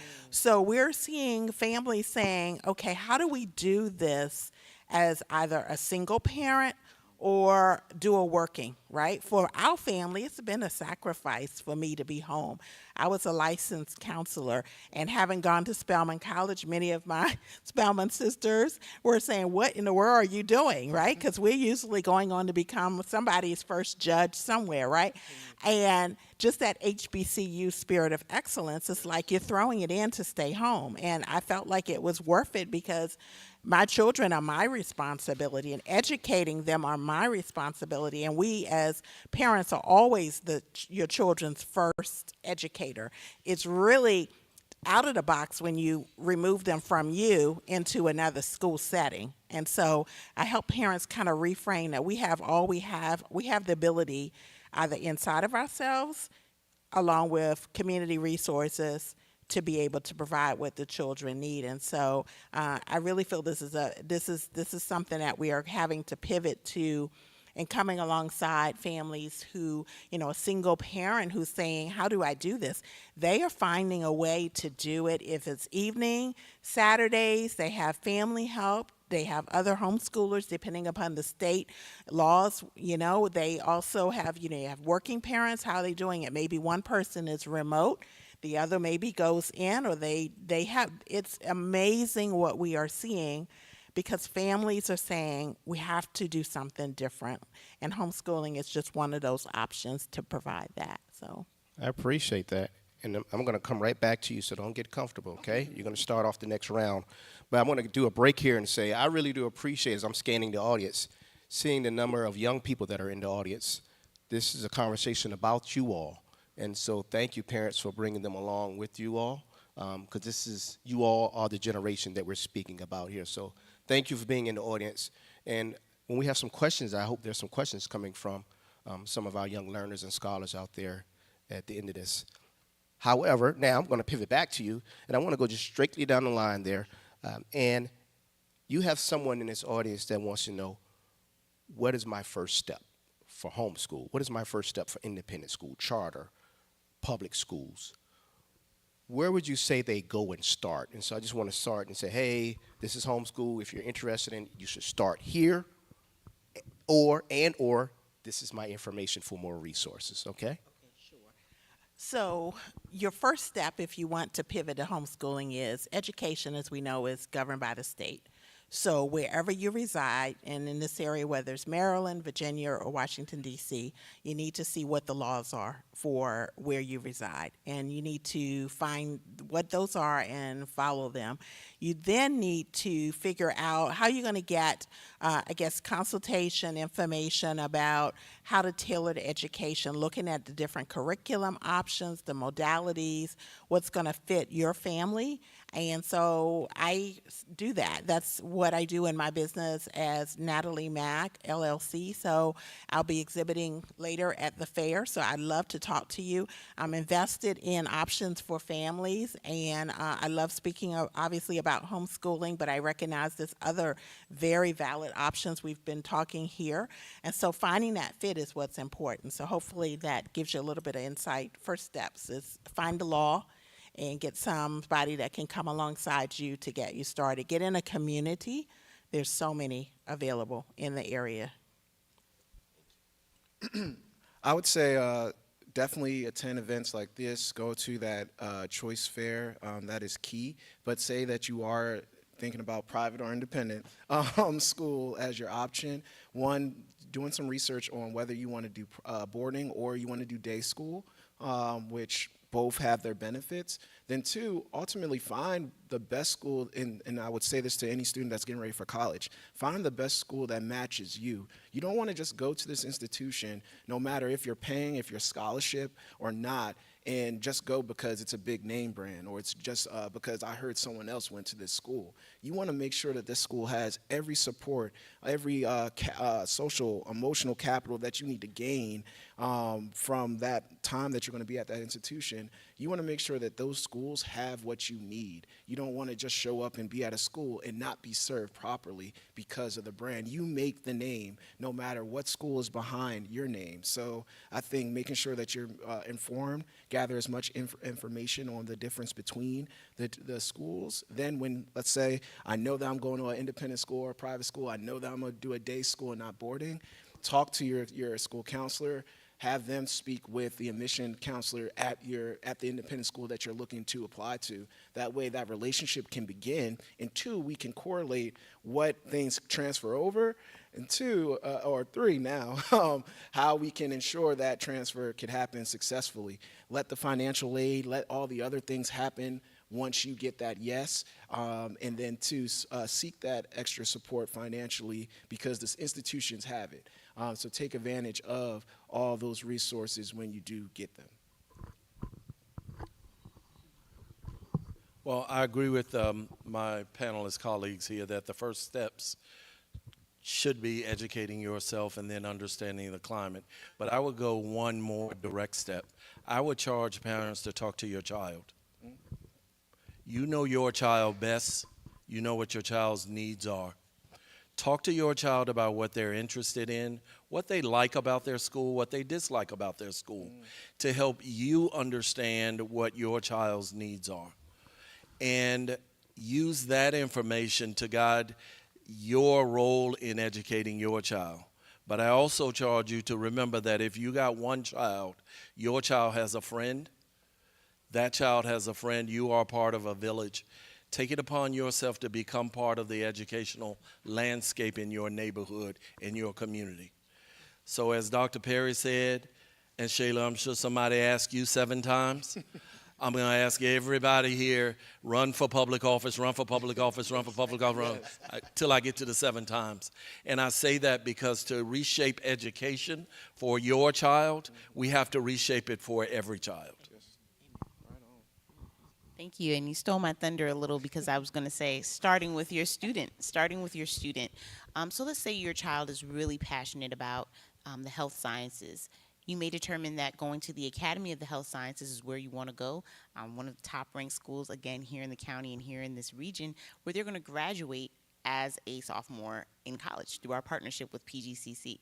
Maybe your student is really into programming and computational thinking and they want to go into a career in cybersecurity, then you may look into our CMIT programs and think about whether that's a good space for your child. Maybe your child is like my daughter who loves all things language. Then you're looking at our immersion programs. Do I want my child to learn Mandarin? Do I want them to learn Spanish, French? And then really thinking about which program is really going to bring out the passion in my own student. And then I say go talk to the school leaders, talk to other parents that have their students in these programs and sort of what they've been able to accomplish. And thinking about what the commitment would be. So for example, if you get into a 3D Scholar program, or if you get into the aerospace program, which is right next to NASA, and you live maybe in South County, you have to think about, is that a commitment that I want to make in terms of the drive? Looking at what the cost analysis will be for your family. And that's how I would start to make that decision. But I won't be here for the fair, but you can find me by going on the PGCPS website under the Board of Education. I'm Shayla Adams Stafford. It has my board phone number and also my email, which is just shayla.adamstafford@pgcps.org. But I'm more than happy to connect folks with schools, our pupil accounting office that can share with you more about all of the specialty programs that we have within the school system. Thank you. All right. So we're going to shift to a few questions, and I understand that most of you all will be available for conversation and consultation at the fair part of it, so we don't have to go too deep. But let's give a round of applause. Yeah. And for the benefit of community, if there are some pressing questions that you believe will benefit the masses here, we'll take 1 or 2, and then if you want to have some more deep, intricate questions, they'll be available at the fair, because we don't want to hold up the fair, because I know some people are ready for us. But we're open for a couple questions that you think may be beneficial to the entire group here. Seeing there be none, my name is James Spence. Oh, we got one? Hey, come on. Yep. Only if I could get a sweatshirt like that. Bloodline. I like that. All right. I have the shirt. I need a sweatshirt. All right. And what's your name? Zion What's your last name? Dickerson. All right. So, Zion, I'm going to hand you the microphone and let you do what you do, okay? And ask your question. Get up. Yeah. Come on, Mr. Dickerson. Come on, King.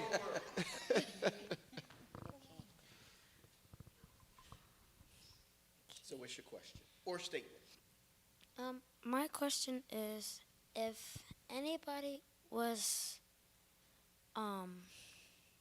like struggling with a math question or a science question, what would like a parent do or something? Okay. Okay, 'cause somebody would do. Did you want to ask anyone particular here that question, or can anyone answer? How would you like to do it?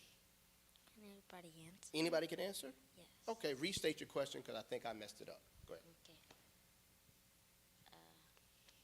If you had help with the... If you needed help with any question, and what would the parent do? Like a hard question. So first things first, the first part, you did it already by speaking up and saying something that you needed support. So that's first and foremost. That's always going to be the right thing to do, brother. So kudos to you. Secondly, from the counseling perspective, I would always encourage you and your parent to, one, work with the teacher, to have this open dialogue around, hey, my student Zion is struggling with the specific thing. That way, everyone that's all your stakeholders, that just means the important people that matter to you in your life are all on the same page around your success and your support. Secondly, if there is a higher level of support that you may need, working with your teacher, working with your parent, and the school to provide you either a tutor or going to a learning resource center, whatever that resource is, that way we can bridge that gap. So you can not only get great grades in that math or science class, but two, you can retain that knowledge and apply it as you move forward through your educational journey. I'd say one initiative that I've worked on with the Maryland Parks and Planning that any student can go to, that is any student that's a resident of Prince George's County, whether you're public or private, is Saturday Academy. So Saturday Academy is really fun. They focus on math, and parents can come too. They're at a lot of our local community centers, and it's from 9 to 12. They give you breakfast and lunch, and you get to do cool things like dissect frogs. All kind of, yeah, this is like, I don't know if that's cool, but you do focus on math and reading, and so that's a wonderful resource that you and your parents can go to learn more about math. And there's also another resource called Khan Academy that has all of these great videos on there that you can look at, your parents can look at, and you can try to figure it out together. So those are two resources that you could check out if there are questions about math and you need some extra support. Thank you. Shout out Zion. Awesome. Excellent. Yes. Khan Academy, KHAN Academy, and they have every single grade level, every single subject, videos, resources, practice tests. It's a wonderful resource. You can even do SAT prep on there as well. It's great, and it's free. It's Google-based too, and connection to Google. Yep. So it's a resource teachers and people use in education to answer those questions. So it's there for you. I think he had a question. Oh, it was me. Yeah, I know, right? Okay, just real quick. So what was the resource that you said for Saturday Academy? Yeah, so you can go to PG Parks Direct and type in Okay. the Saturday Enrichment Academy, SEA. And if your child is between 6 and 9, we're enrolling right now, so they need to get in there quickly. But we expanded last year from 6 sites to 10 sites. So this is a wonderful free resource, any family can be a part of. But PG Parks Direct, type in the Saturday Enrichment Academy, and then go to your local community. Local, okay. Thank you. And then we were kind of late, kind of confused where to go, but I think I heard you say that you kind of were here to represent like the special schools in Prince George's County. Yes, so I'm just talking about the specialty programs and charter schools that are within Prince George's County. Okay, because we had tried to apply to some of them, and I was just wondering, is this just strictly lottery, or how are the students chosen for those programs? Great question. They are chosen by the lottery, but the thing that you have to do is you have to stay in contact with your home school to find out if you've been selected. I know. That is like a very strange little loophole that I'm working on. But what you want to do is you want to stay connected to your home school and call the school that you applied to, so that you can double check that you've been taken off the lottery list if you haven't been given a notification. And what's a good time frame to actually do that? I'm going to be honest with you. I'm in the same boat as you because I'm in the lottery as well. So maybe you might have more insight. Well, as a principal. Okay, you might I know it closes on the 9th it closes on the 9th. of February. After After, continually right. check. Yes. And you have to be proactive as a parent. And I'm glad to hear Shayla talking about that's one of her things.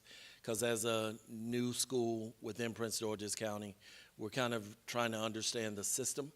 And this enrollment process, I typically like to look at things from the end user. And parents are reporting that it is complicated and requires additional steps. And I think that the county is looking at how they can streamline it. But you do have to be proactive And I think that, school system, the district, does need to do a better job of making sure that parents understand those key deadlines and those processes. But it's all online. You can. Yeah, that's why it I is found the user friendly information, once you but- get there. Yes. Yeah, I found it online. And then my last question is, are there any plans to have more schools? I live in the Clinton area, excuse me, and I don't feel like there's a lot of opportunities for us. We just recently bought a home, not really realizing that we're going to have to travel, to wherever to try to find, if we do get accepted to those schools. It just seems like it would be kind of a hardship for our student. We have an inequitable distribution of specialty programs in the North and the Central County. I'll say that right now. And that's one thing that I'm trying to put together a specialty work group to talk about how we are disadvantaging this. Help me say this right. Distributing. I'm trying to say we are not, people that live in the South County do not have the same advantages as people that live in the South. Not equitable. And We so don't. Really what is Inequity. happening, I think the mindset is that people that live in the South County, and this is not, that is true or not, that there are many students that live in South County that send their children to private schools, and that send their children, I think I'm accurate in saying, You are. send their children to private school, or just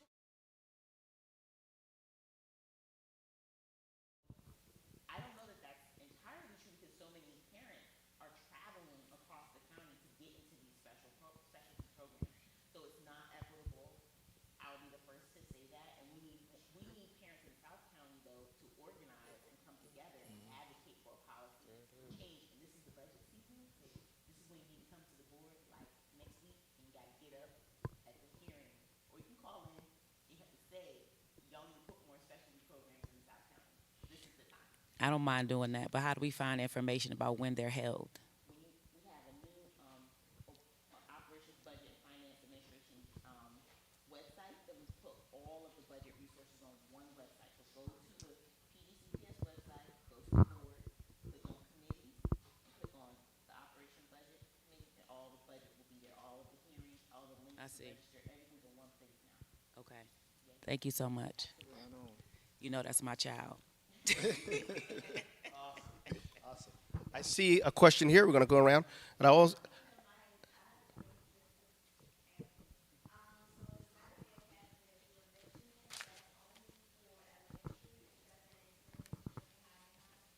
It's only ages 6 through 9. That's the thing. We have to advocate to the county council. It was very hard for us to get this Saturday school. I was talking to other representatives and we're like one of the only counties that doesn't have a Saturday school program. I was like, why don't we have Saturday school? So to get this program, we had to make an amendment to the council's budget 2 years ago. Again, we need parent advocacy. For every 2 people that sign up for Saturday Academy, there are 10 parents that are begging us to do this for junior high school. So really, we're going to continue to advocate, but we need parents to come together. But I can get your contact information afterwards and tell you more about in your region where there's some tutoring programs happening.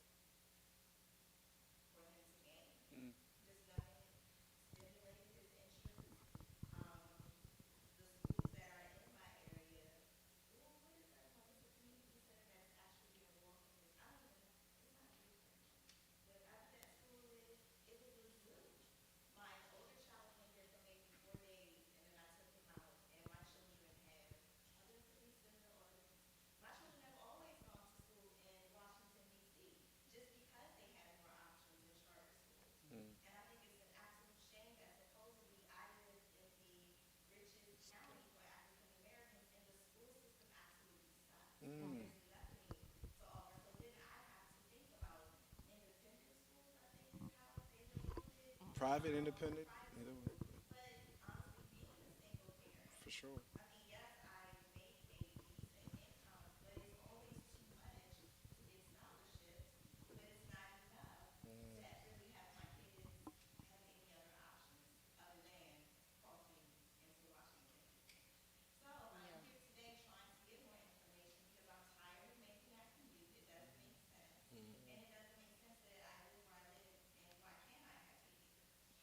one thing I will say, I don't know what are the grades of your children right now? This is your going into high school, yes.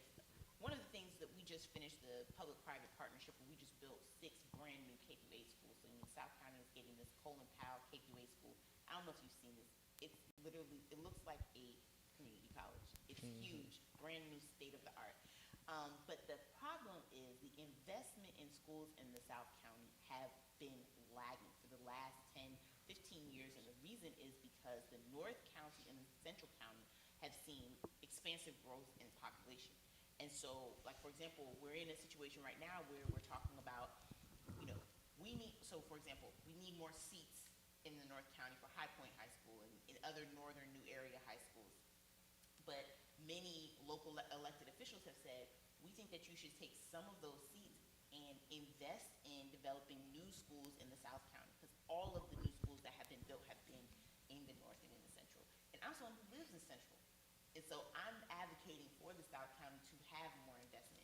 One of the things we're pressing the school system on is making sure that in the educational facilities master plan that they are focusing our capital projects on urgent capital projects in the South County, because basically there's so many schools there that are just really not being, they're being left behind.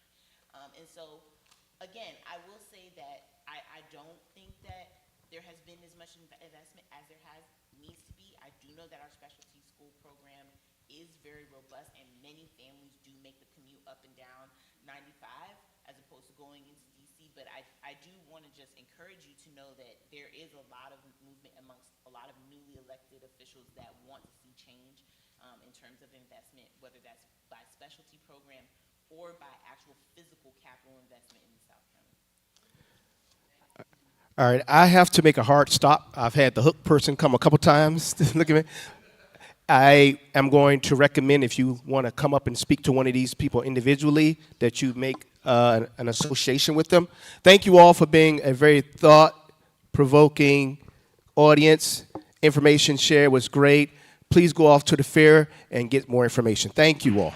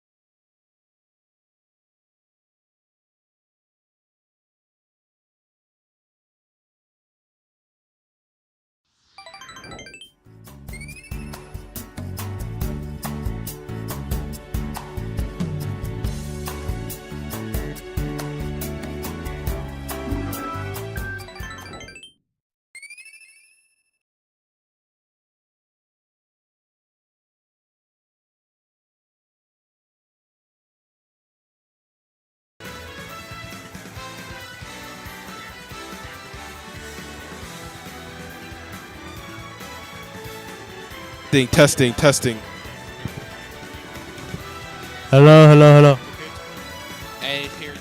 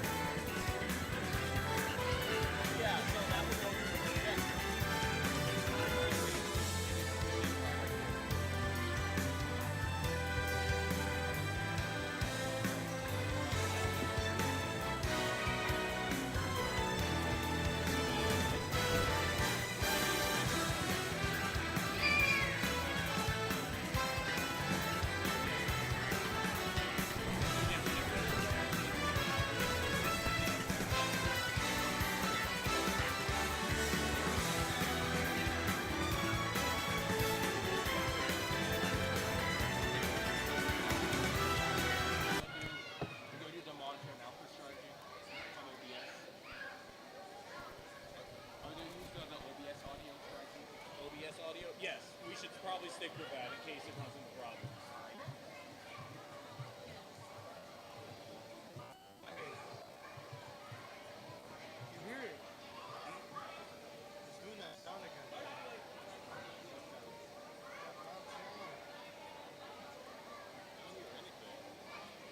I think from the stream.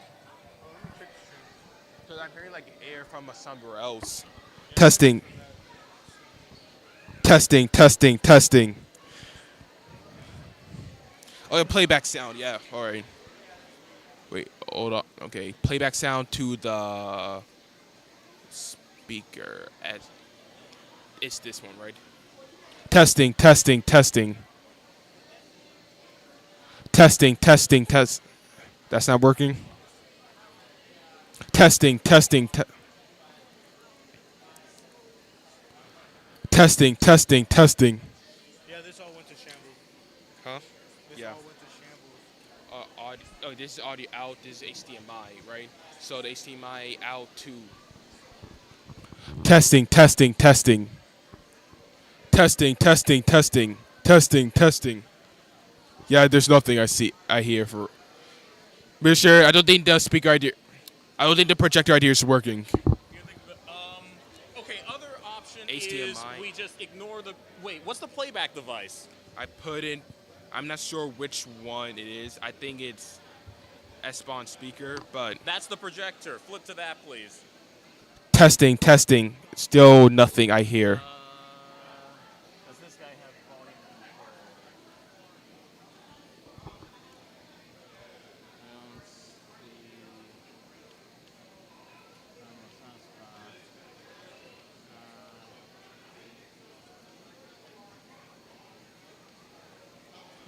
Okay, we'll fix that later. Okay, so flip to the other strategy. yeah, the original strategy. We'll just do the laptop out straight to the speaker. Test. Oh, okay, good. Testing, testing, testing. Hey, check it out.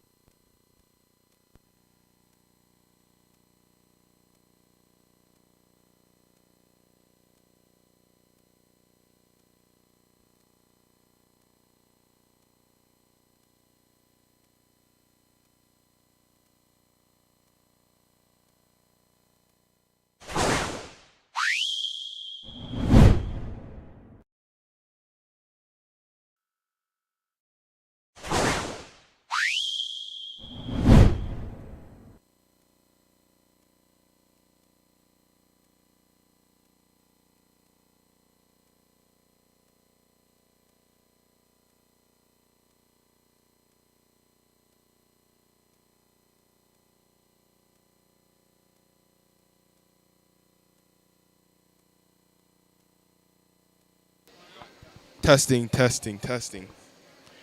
Testing, testing, testing. We have some technical difficulties. Bear with us.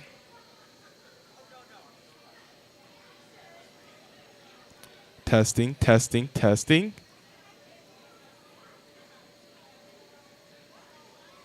It's fine. All right, everything's working fine. Everything's fine. Chris.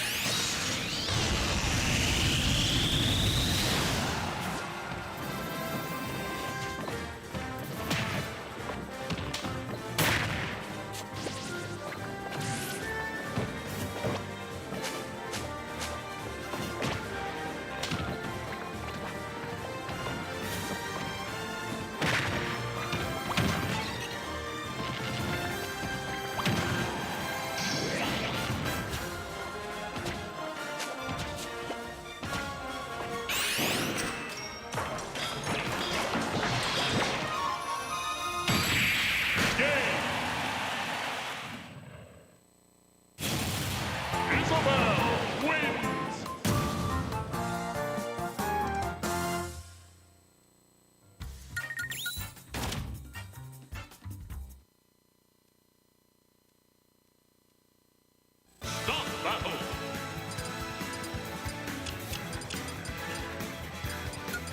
Isabel.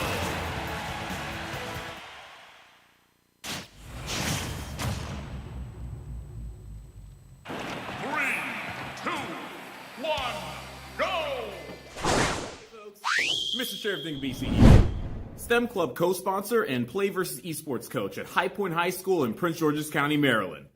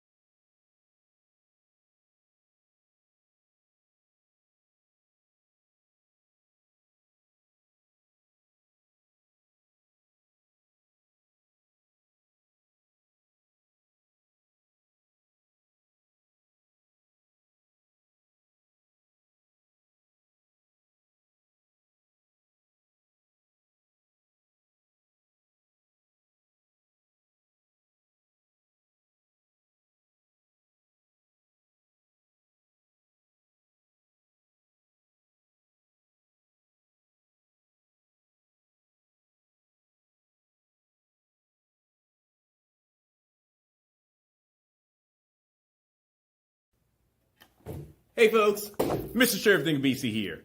STEM Club co-sponsor and Play vs. eSports coach at High Point High School in Prince George's County, Maryland. And a million other things I do around here. Mamma mia!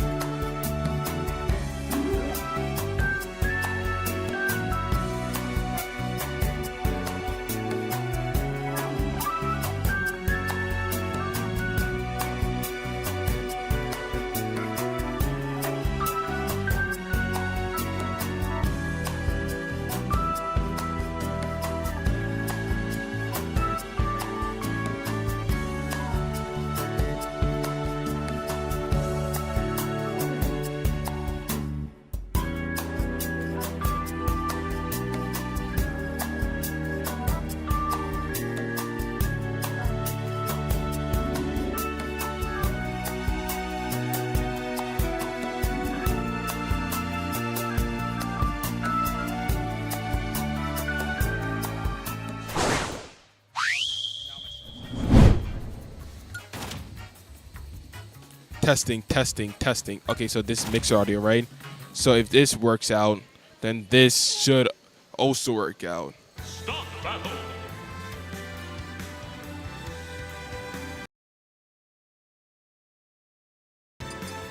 Testing. So it's, I guess it's just a matter of it on the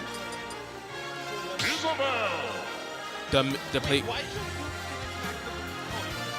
I wanted to try again because when I did it on can I get a mouse?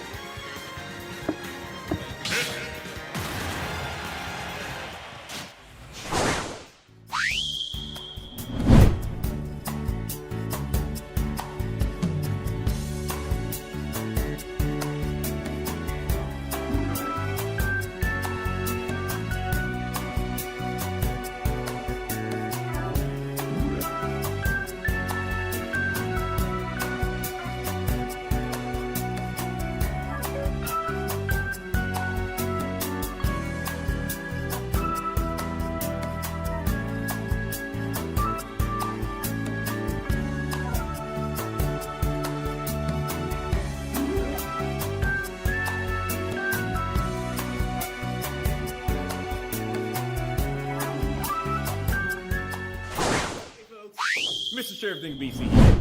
STEM Club co-sponsor and Play vs. eSports coach at High Point High School in Prince George's County, Maryland. And a million other things I do around here. Mamma mia! And welcome to the world of Super Smash Brothers Ultimate!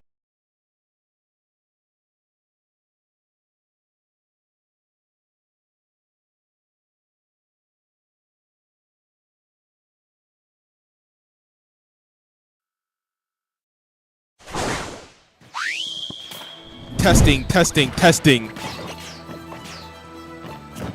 You take a look at this, advanced properties.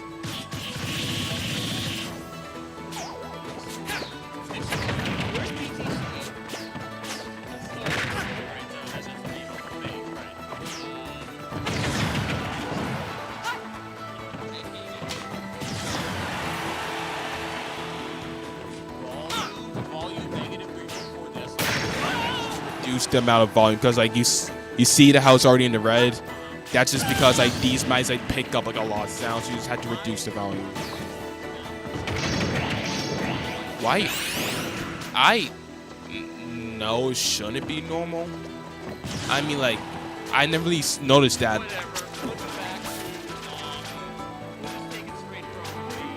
Yeah, we just take when we actually do it. When we put a video, we just put it on. So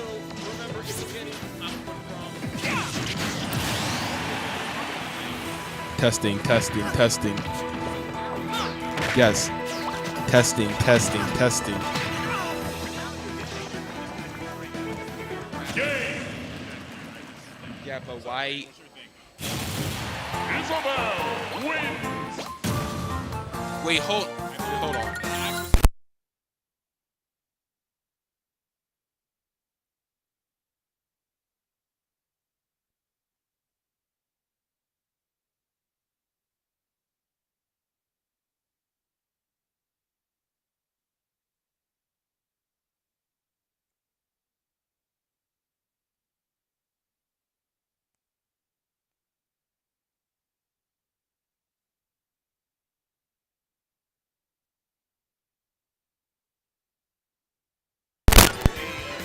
Regulating the AC high volume. Isabel.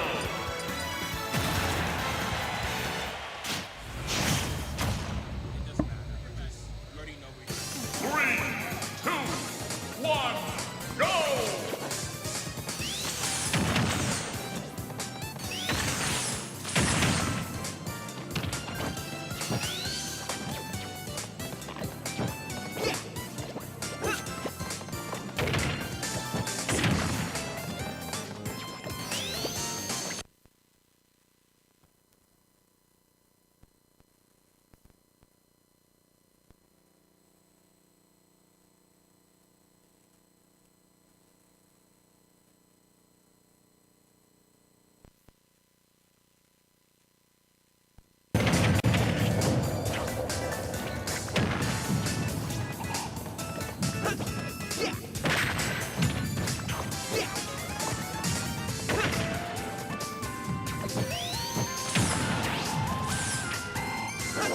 Game. Isabel wins.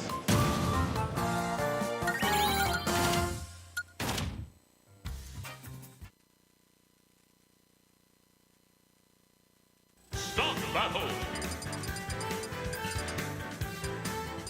Pikachu. Isabel.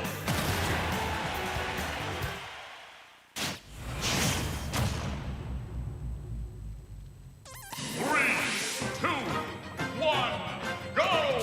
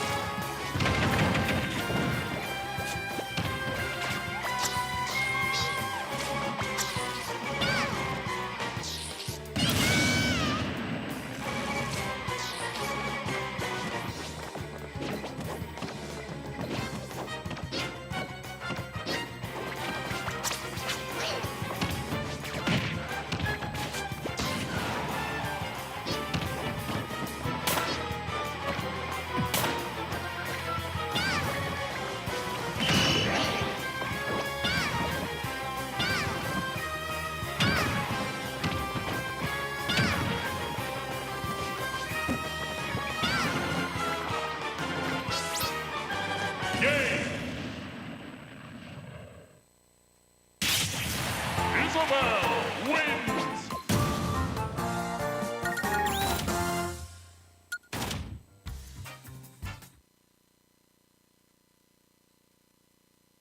Stock battle.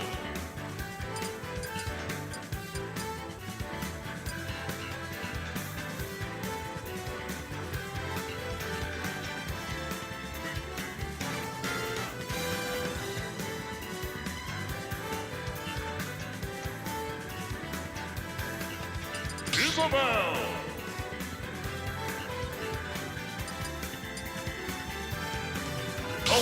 Arena at Isabel.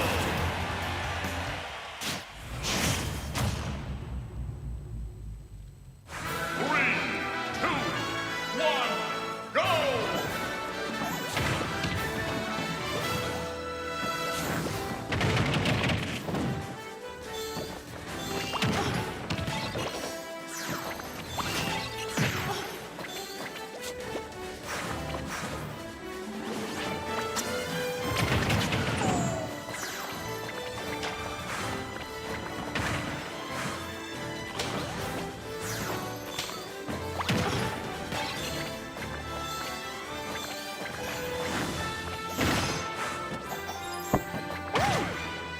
Right now, here's the microphone.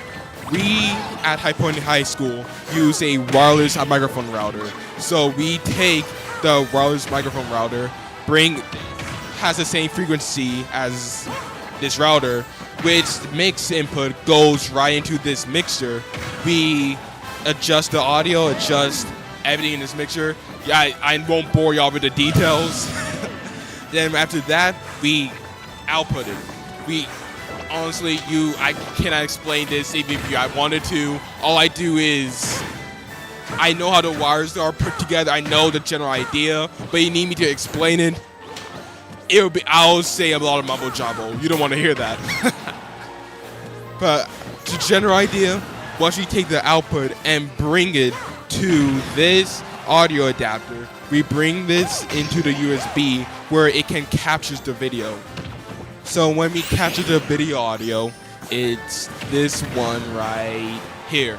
It's the mixer audio input. You can, with OBS, you have multiple inputs and multiple outputs, so you can just play around. For instance, if I just want to have a little fun, let's get like a random video.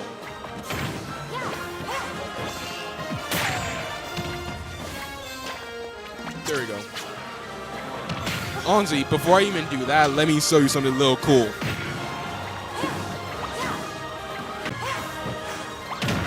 Hey, YouTuber, you want to comment? You gotta talk to people. Well, your screen.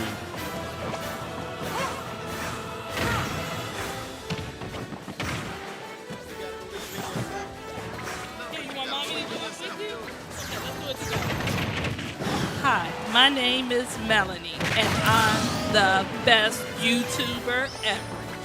This is my sidekick, Ronald. No, I'm the best. Okay. Extend. Like this video and subscribe. Nice. Speaking like a YouTuber already. And with this, we have to input all of our material within the OBS. And once we do that, we can, if you want to be basic, just start the stream that way. And you can just digitally output the audio to your YouTube studios. Or if you want to be a little more advanced, you could output it to a whole different system, such as this projector. It's on yeah. Right now, it's on its duplicated features. You already know how HDMI works. There's the duplicated feature.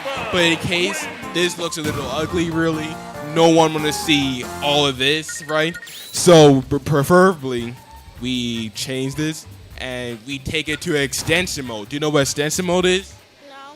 You don't know what okay, so extension mode is essentially just extending. Just making a whole other screen for your mouse to see.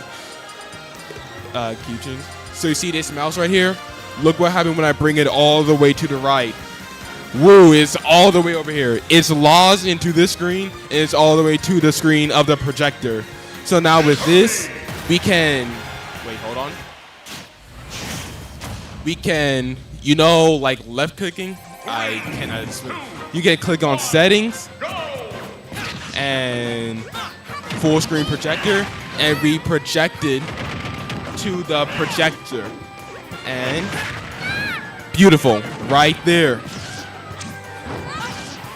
And you're right there in that corner of the screen, right there.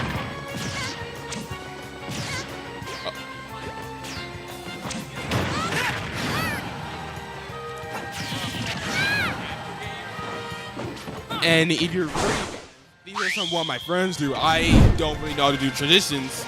We can do like that. We can change scenes. We can do whatever you want in OBS and just really have your fun when streaming and just experience what it's like to express yourself online. Or even if you don't want to like stream online, there's a record function which you can just record wherever you want. We're just gonna record right now. I'm just gonna be yapping with me. Oh, so Christopher Columbus, how are you? Pretty good. So we're recording. This is recording, right? Stop recording. So I'm gonna put in media output. Random.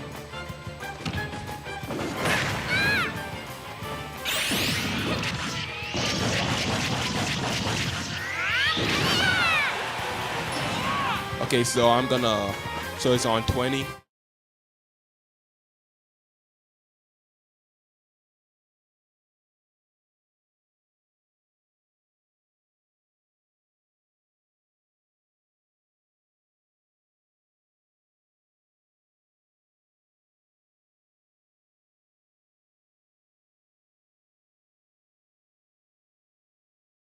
If you want, we're just gonna record right now. I'm.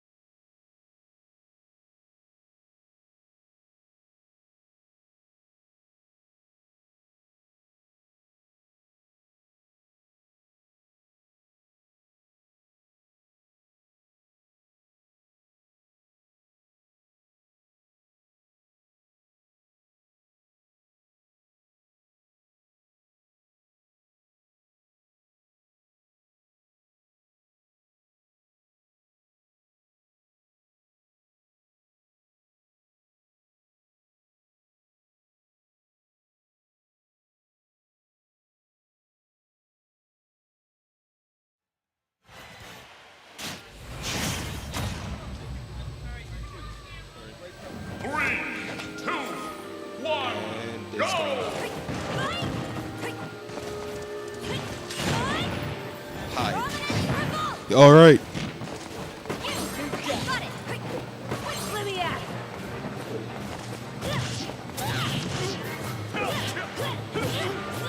It looks like Leah has Christopher on the ropes, hitting him with his oppressive hitboxes. And Christopher lands an impressive S-smash, another impressive S-smash on the Mithra.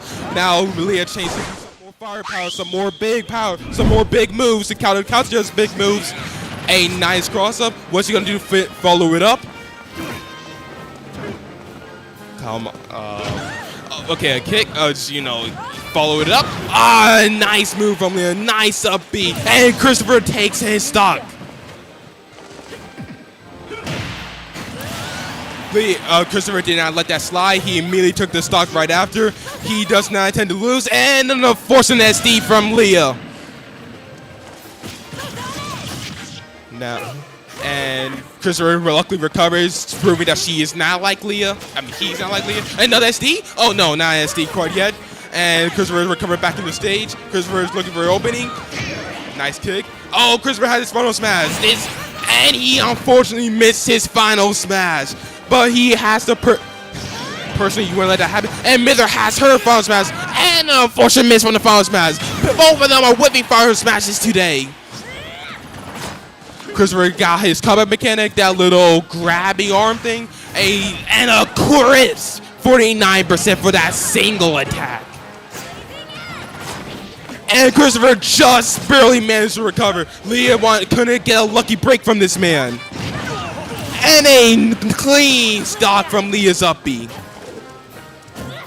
A nice shield, a grab, into a combo. Nah, he's trying to hit them Kaja combos, but he ain't gotten it. He ain't got the sauce, he ain't got the mix, he ain't got the technique, he ain't got the skill. He got no skill, he got no grace. He's about to get. Come on, Leah, work with me here. Come, work with me here. He's about to be punched in his face. Yes. Unfortunate whip from Leah. Christopher just needs one strong attack to take it. Just one strong attack and he can take it all. But Leah is playing Pyra, another big move. Two characters with big, meaty moves. Big moves that can take it all. A whip final smash for Christopher. And this is Chris's opening. And he takes the game.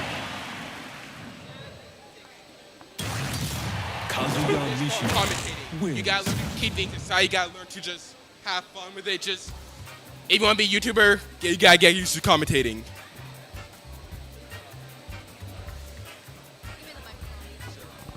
I'm the original commentator here. Michael here does not know how to commentate. Yes, I'm the main commentator. Samir knows it. Everybody knows it. Right here we have Angel having a try here with nobody else but Michael might go again. I mean, first time.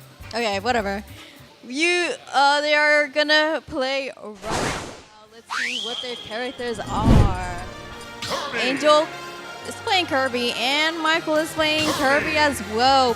Blue Kirby. Apparently, Blue Kirby is one of the old Kirbys. I don't know if color has to do anything with Kirby or how good you play, but oh well. Oh wow, that's a very nice first nice start. It seems like Angel is using the wrong controls because he is using Chris's controls, which is very different and very hard. So you'll be having a hard time doing what you're doing. Michael is taking the lead, of course. Angel is catching up, barely, but oh, they're doing that. I don't know what Michael is doing. Michael here is just being relaxed. Okay. He took 2 stocks very quickly to Angel. I know Angel won't have a chance. Michael is one of the players in Play Versus. He's one of the people that goes against other schools. And press B, just press B. Press B when he's near you. Press B. B, just B. Oh, it's because he's using Chris's. Okay. You know what? Never mind. Because Chris's controls. Why don't you tell him what control he has to put?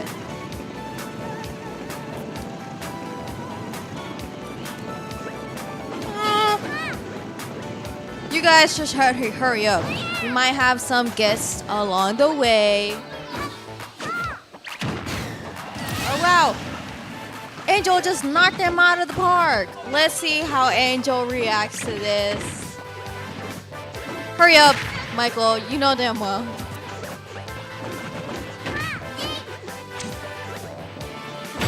All right, and right there. That was very cool. Let's see if we have any other participants that want to play. Oh, hello. Are you interested in what's being set up over here?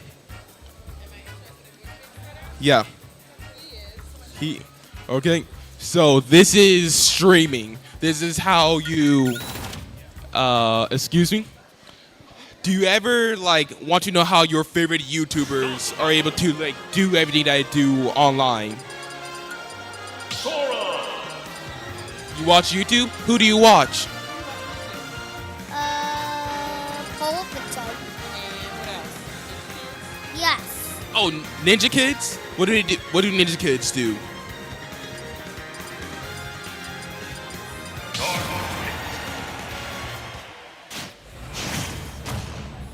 Ah, okay. So here's how the Ninja Kids record their stuff. So we are not quite like the Ninja Kids. We don't really do martial arts. Well, these don't do martial arts. Me. Okay, I'm joking. But like, so the thing about streaming is all about inputs or outputs, or for a more palatable understanding, it's about what you put in and what you put out. So for the Ninja Kids, they usually have like I'm guessing, they just have a camera, right? Like in their studio, in their dojo or wherever. And they just use that one camera and they just stream whatever they want in it. So they take this camera, input it into the computer. When you input it into the computer, you're able to, wait, hold on. I'm gonna S. Okay, so you want to... Wait, why? I'm trying to just exit out. All right. So when you put in the camera, you were able to see what you can do to manipulate it. Duplicate the display, keep changes, and here you go. Here's the real-time demonstration of what we do at OBS. So for this camera, we simply go to the video player function.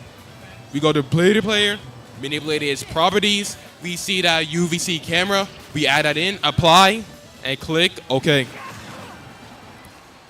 When we do this, we're able to start streaming, and you can really go on your phone to Eagle Esports and see this being streamed right now. And if you don't want to see yourself being streamed, or you don't really not interested in streaming, you could also just record.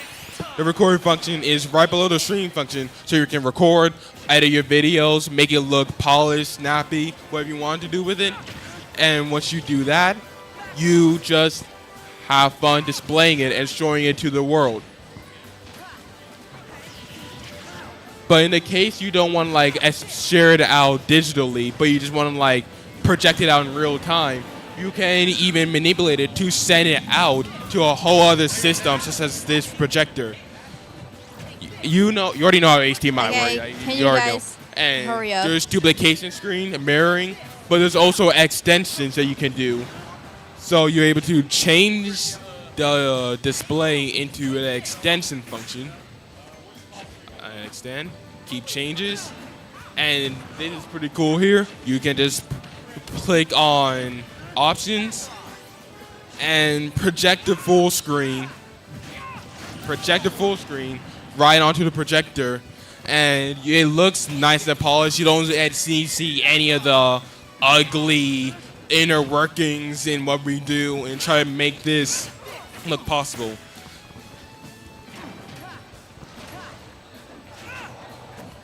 Thank you.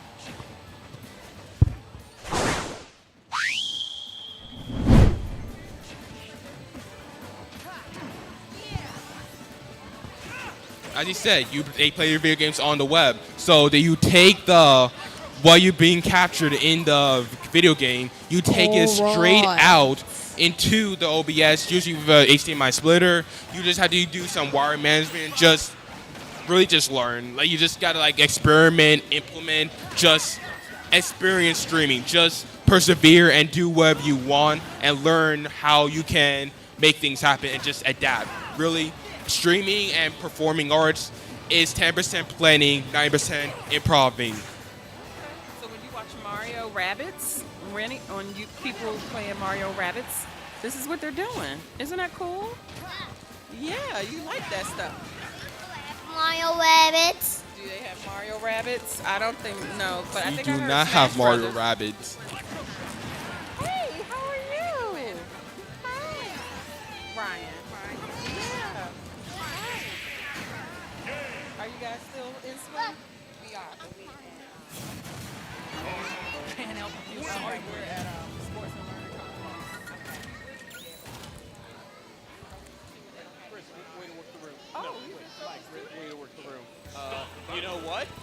Now might be a good opportunity to get in a 2v2. Yeah. If we get the audience, we could get a 2v2, but we just need the people. Got Sister Zion, right? Yes, Zion. Good to see you, Zion. We can get in third player. We just need a fourth. We can run the Patriots 2v2 demo. Are we not gonna let him video. play? What do you think? Play or commentate? No, I'm not a commentate, but Oh, you're not commentating. Wait. I am. Oh. Yeah, we don't have to do a full bracket or anything. Okay, Christopher. Can you? Oh no. Smash Brothers. Yeah, work on the 2v2 rule set. Mike, can you set up the 2v2 video? I got you. And you don't just need to play things in real time. You can pre-record things and play your recordings, such as this video right here. If I can find it. Mr. Sheriff Ding BC here. STEM Club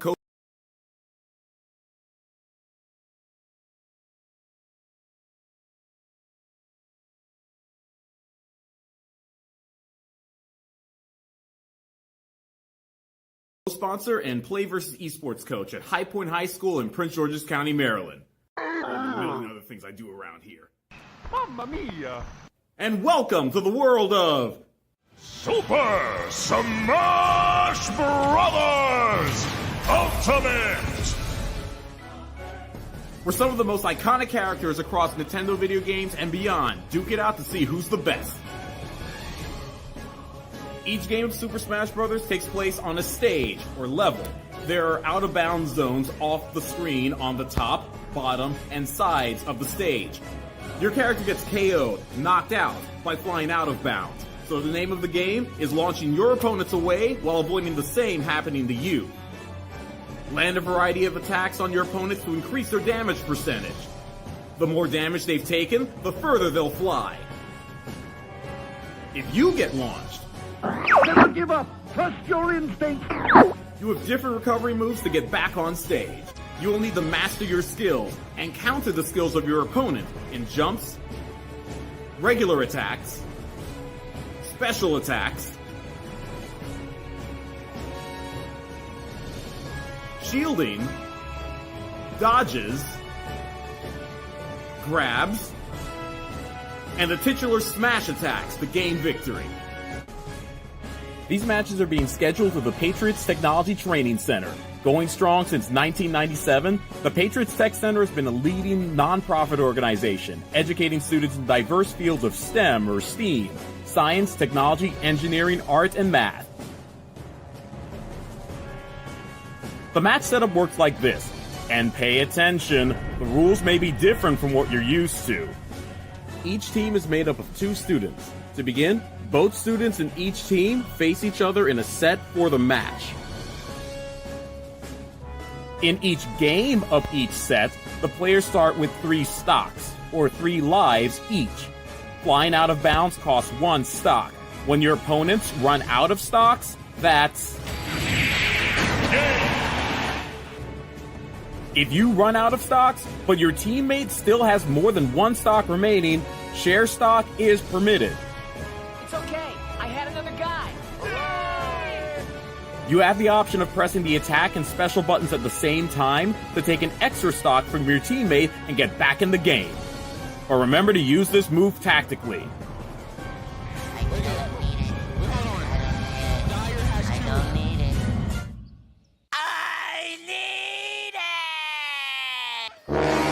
It was at this moment that he knew.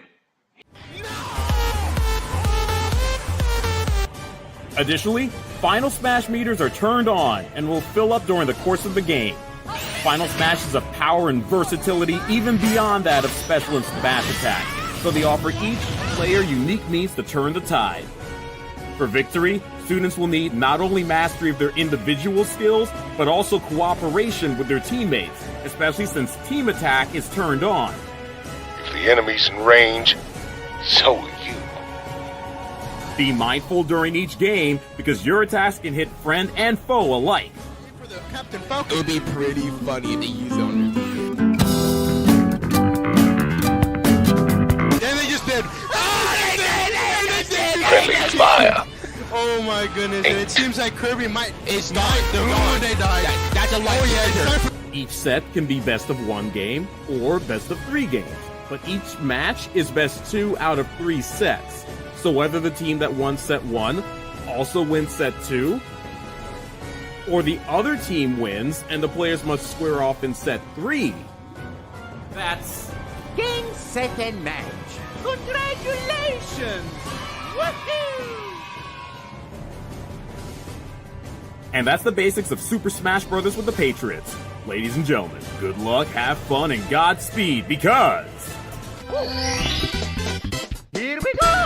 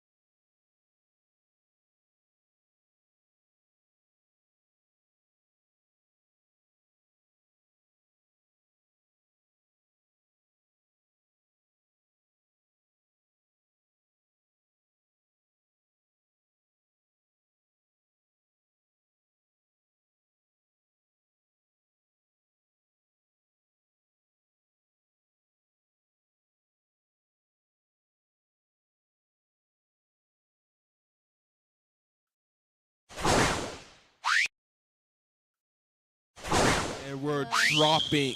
Okay. Hello. Hello. Hello.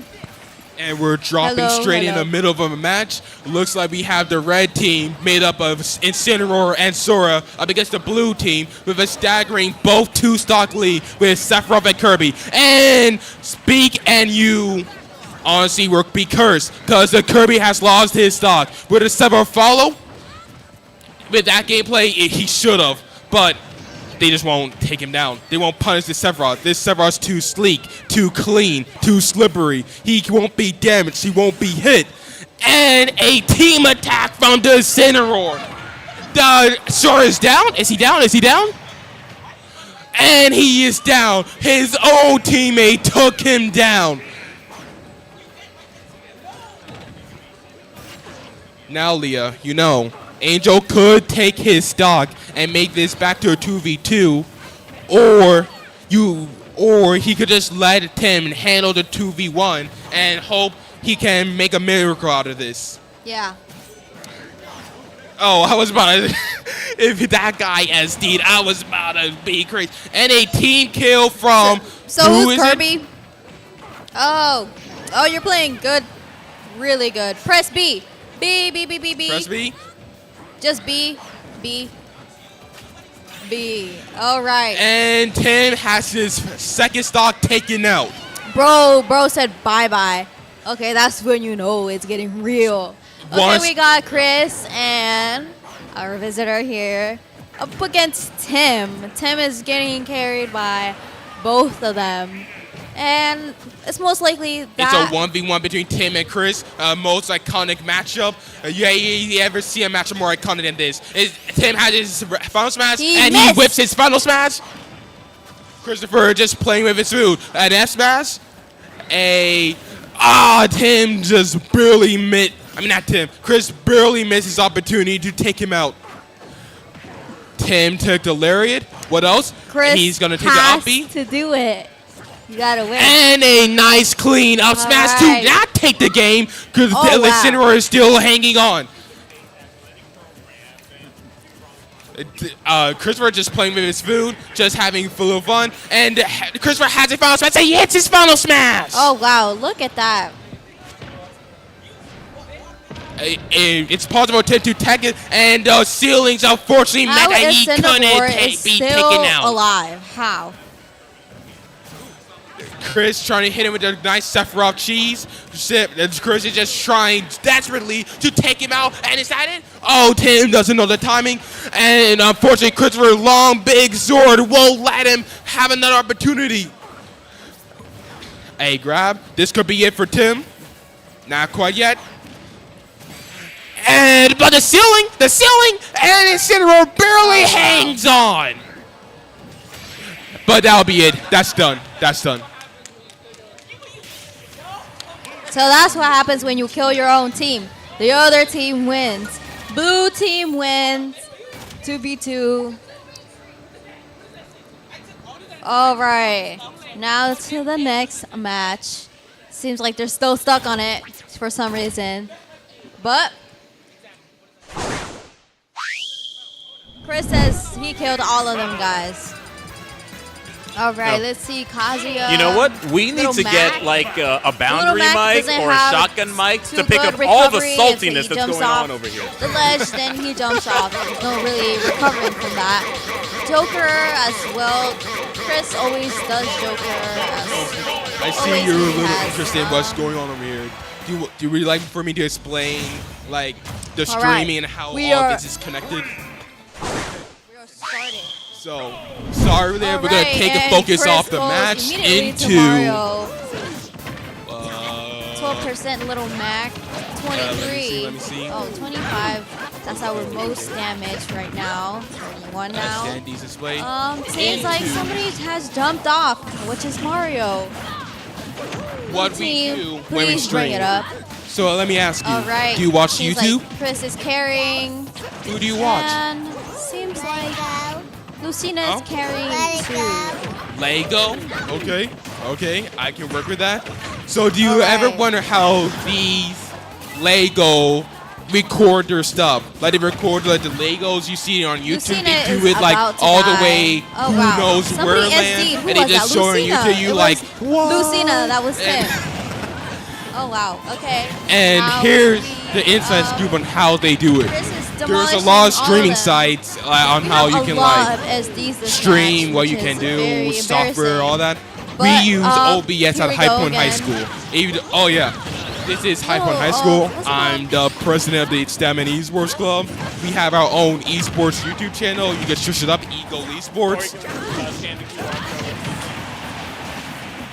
And what we do, we use OBS. Mario This has is a one free life recording left. server. So if Chris anyone wants surprisingly to has experiment, 3, have their which own is fun, really or great for just the blue team. see Seems what like they red can team do, is they gonna can use lose. OBS. Nothing fancy. Lucina, And you can do whatever use your you beat. put your mind to with a All little right. creativity and He some. kind of missed that. I did this. Okay. Let's be real. We need money. Mario, I'm waiting for Mario to. So, Okay, they're saying that they're useless and okay. Yes, We're ma'am. trash talking here now. So this would actually be the first summer Hey, where Little we're Mac, going to as try I to said, partner with the bad Patriots in order recovery. Why to you beef choose up that? their esports and When you multimedia jump off, programs. You can't go back.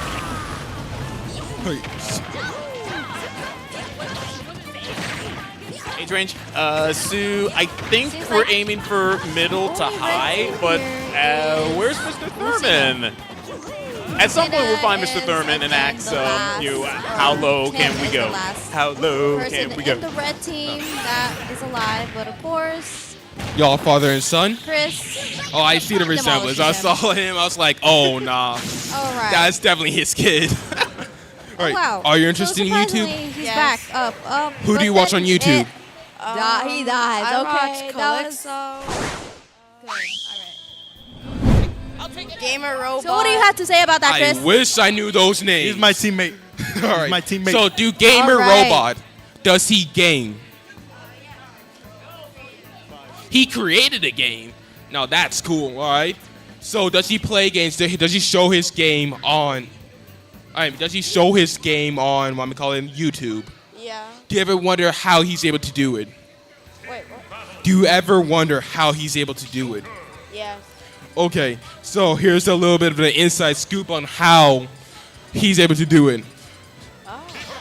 So, usually with a game, if you have a console, we would like to split that monitor into this TV screen right here, over there, and another splitter to the input to the laptop. With this laptop, we're able to find the video. Where's the video capture? Oh, there it is.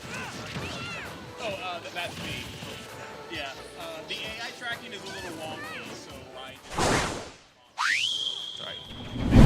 So we take this input with OBS. There's a whole ton of overwhelming inputs you can put into your stream to show off whatever you want. The sky is the limit with OBS. I'm over exaggerating. Its technical capability is extremely limited. yes, O is in Bravo. What is it? Open broadcast. Yeah. This is a free software. Anyone can do it. You can do it at your home if you have a laptop even. You just need yourself, a laptop, and you can start streaming. That's all you need. Legit it. Well, yes, if you want a high-quality stream, you got to put in a lot of time in the editing, true. From here, we're able to broadcast the gameplay. And in fact, we don't just need to broadcast gameplay. We can broadcast what we can see with this camera right there, what it can see with the webcam, which is not on for some reason. The webcam that's being displayed on this computer right here. And you stream, you can record and all that, but if you want to do live events like this, you would want like another system to show it off, such as this projector. With HDMI, you already know you can copy the inputs, you just put in like how you want it, but like this is a little ugly. There's a whole lot of technical mumbo jumbo. It obscures from the main event that you would want. So instead, we usually opt for, where's the settings? Where's settings? System. And we want to change the HDMI into extend. With extension, keep changes. Look at this, it's like magic. You see this mouse and you see how it moves around. With extension, unlike how a duplicate leaves, just copies what you see. Extension extends the screen. So you take a look at this mouse. Look what happens when I bring it to the right, and the mouse is gone. It's right there. Where are you looking for it? The mouse is right here. With this, we can go back to the screen. We left click, full screen, projector. One screen now. And a nice screen right here. It captures only what's happening here into the projector where you can see the gameplay. And with this, we're able to just commentate whoever we want. You can use just a laptop, preferably if you want to get started out, especially with gaming.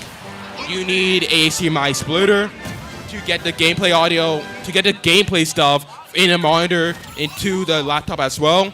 You want a microphone, you can use any microphone. The gamer, your laptop microphone would be fine, but any microphone would be fine. But prefer you want a more high quality microphone, such as these wireless microphone right here. These microphones provide a whole ton of freedom. We're able to move around and really do whatever we want in a live event like this. We can hand a microphone right here. Are you his brother? What's your name? Zoe. Zoe. All right. Are you into YouTube? Are you into YouTube? Yes. All right. So this is YouTube. This is what they do in YouTube. And we take, so just for a little example how complicated things can be, because like when it comes to streaming and recording, it's just about perseverance. It's just about experimenting, seeing what works, seeing what don't, and just keep moving. So from here, we have our wireless microphone. Our wireless microphones are connected to the same frequency as this router. This router then connects with a mixer input into this audio mixer. With this audio mixer, we connect this with this just output. I honestly cannot explain exactly what this is. Yeah, if those are I wanted to. XLR cables in the mixer output.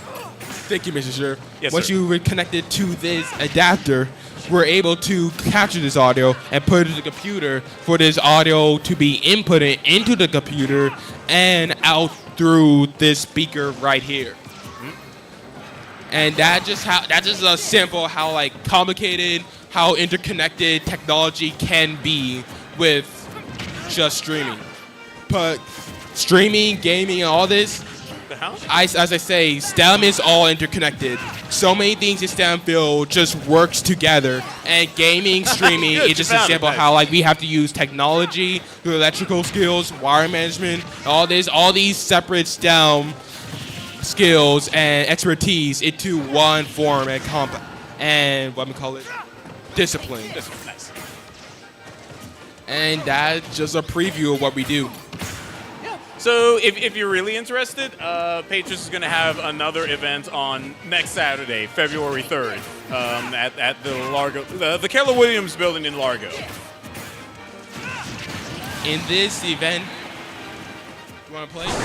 Because these are slack. They're supposed to be working, but we ain't got no work, so I won't fault them. So like, if y'all want to play, y'all can play. We have a Patriot Tech Center's training rule set of our own, which they focus on teamwork so that they can beat their opponents. And like y'all are siblings, you know, like siblings work together. Not my siblings, we fight all the time. Like, let's be real, like you had a sibling before. You look like you know what a sibling. Like you already.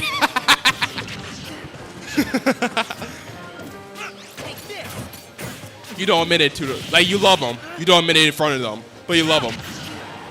Aww. What? Oh, Tim Angel, you got you want to play? You don't want to play? Do you want to play? Yes. All right, we gotta get a partner. Christopher.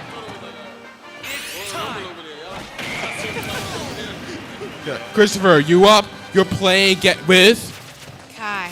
You're playing with Kai. So while they finish up their match, let me show you another function of OBS in which I say you can stream and record, but you can also stream your pre-recorded sessions into a media capture, just as something like this here.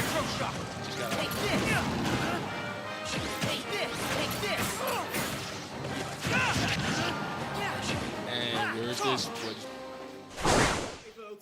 Mr. Sheriff Ding BC, STEM Club co-sponsor and Play vs. eSports coach at High Point High School in Prince George's County, Maryland. All the million other things I do around here. Mamma mia! And welcome to the world of Super Smash Brothers Ultimate!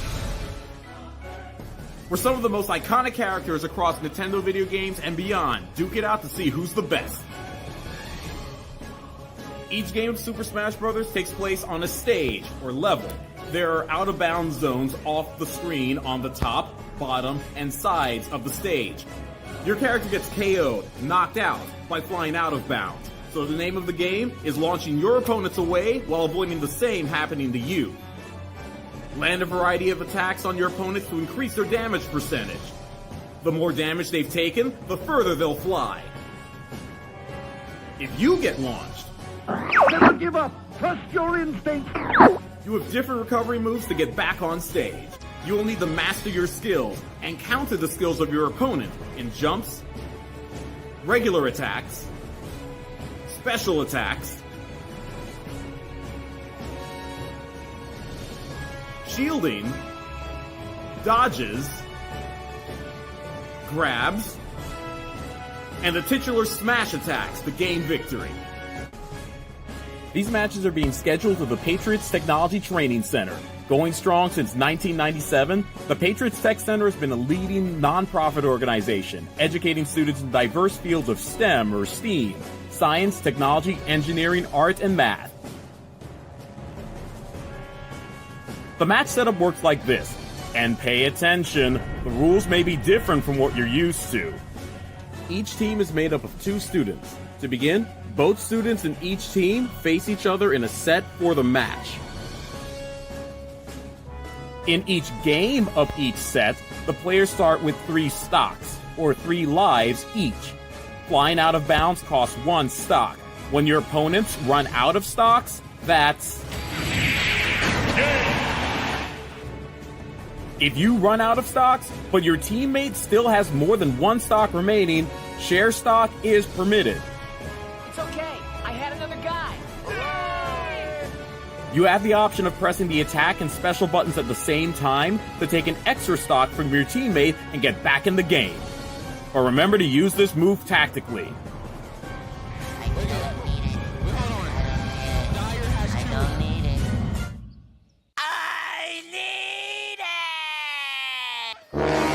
It was at this moment that he knew.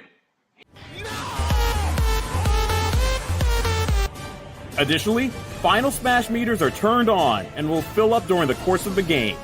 Final smashes of power and versatility even beyond that of special and smash attacks, so they offer...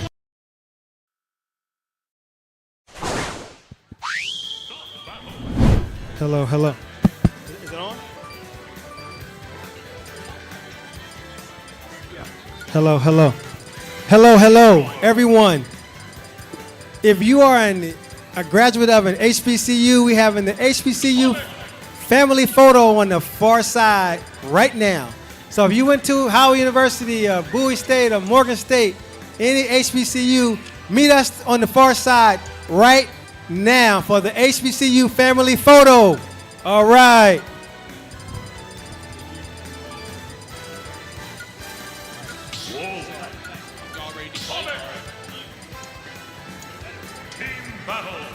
All right, Leah, you ready to commentate?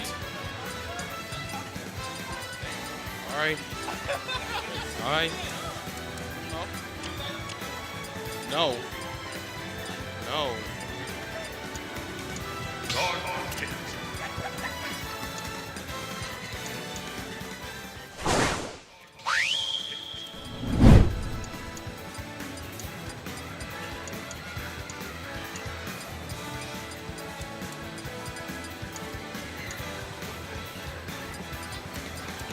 All right, a classic 2v2. We got Christopher playing with a Sonic player. I'm guessing there's a player right beside me right now. What's your name? Wait, no, I already know your name. I already know your name. You already told me. It's Kai, right?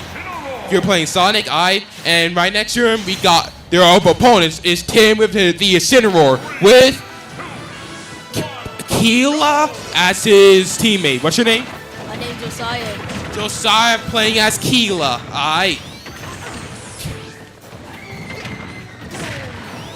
Right now, this match is just one big slobber knocker fest. Both team on team. Oh my God, Tim just violating his own teammate. I'm not even sure Tim even knows he's in a team at this point.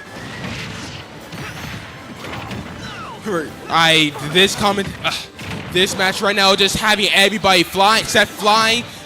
Keela really needs to learn how to play as a team player, but honestly, I'm just backseat gaming because they already took down one of their opponents. Ooh, Josiah, as Keela say, he don't like y'all. Ooh, Josiah with the Keela saying, get out of here, y'all. Keela unfortunately took one stock. Oh no, Josiah, where are you at? Where are you going? Bro, get off the pause.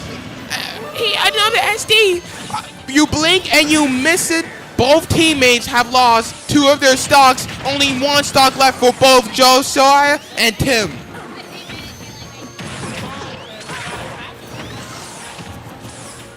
Right now, right now, Christopher and Kay have an oppressive lead, but they won't have an oppressive lead like that if Kay keeps on SDing.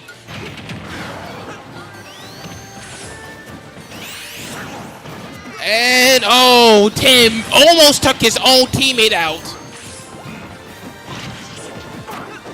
And Tim does not know the timing. Tim is still on the pursuit. We're trying to take out Chris. And Tim gets sent straight down to the ground.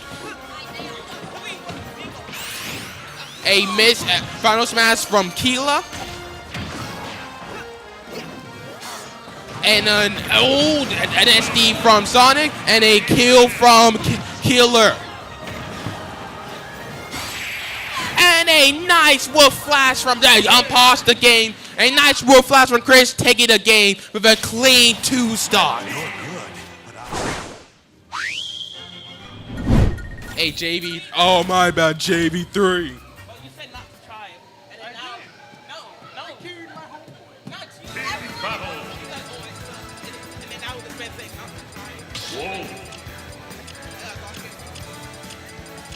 Oh, Tim says he's about to lock in. He's playing Dark Pit.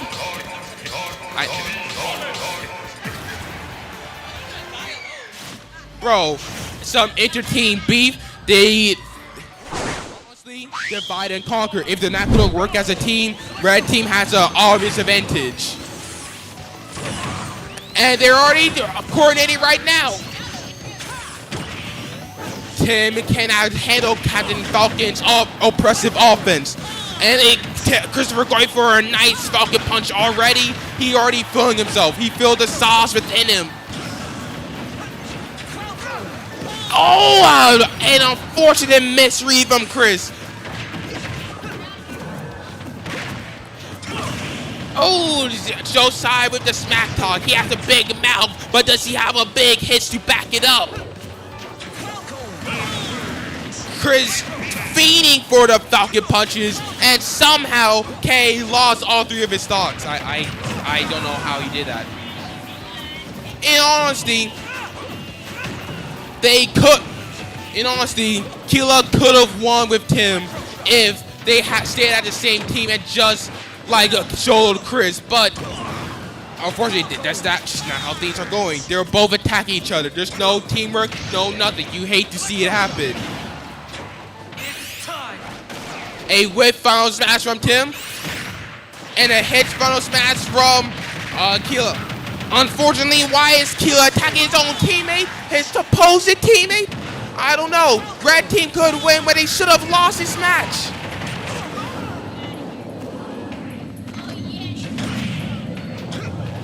It's a free-for-all, but that's not the point. It's about teamwork.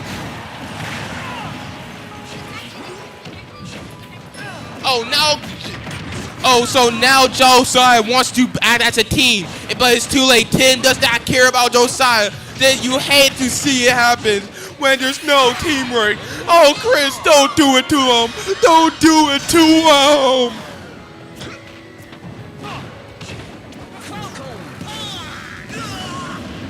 It's one stock all around. It's a free-for-all, and Chris has been it for the red team, or Josiah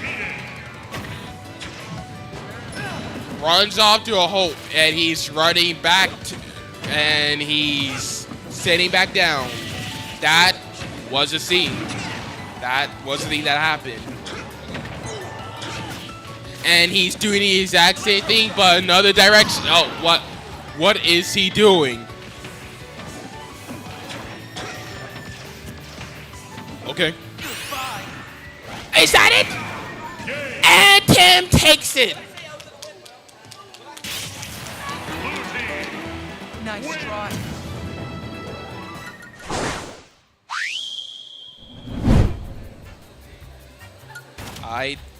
Christopher, how you feel losing to Timothy? They're all easy. Why did you lose to him then? Because I can't try. Oh, you said because you can't try. Bro.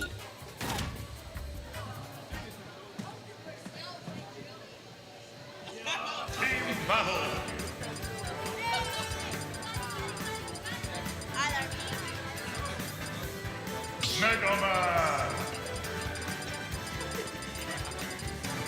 Joker Steamroller.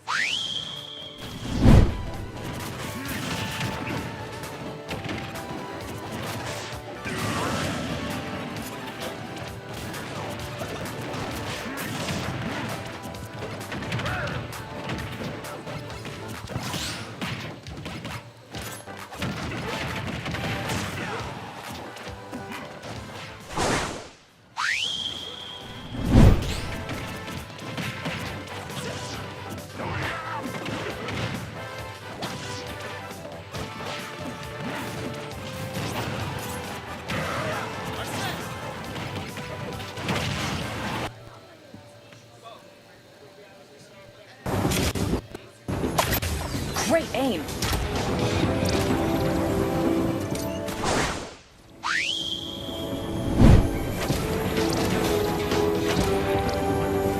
Time to punch out. Is this the VR Well set? done, We Tony. unfortunately didn't Did you have get what time you to needed? display it today. Or You are see you gonna go again? Brandon playing the VR set. Maybe later, after I noodle on it. Preferably another person should have When played you're it, ready, but come find me at the house. it's cool. We have something to celebrate. But with that said, it is 4:39. Unfortunately, it's time to pack up. Thank y'all for all Strong the enamel is 0 robust people who defense are against viewing erosion right now. cavities. Thank y'all for tuning in, and see you next week, I guess. Have a great day.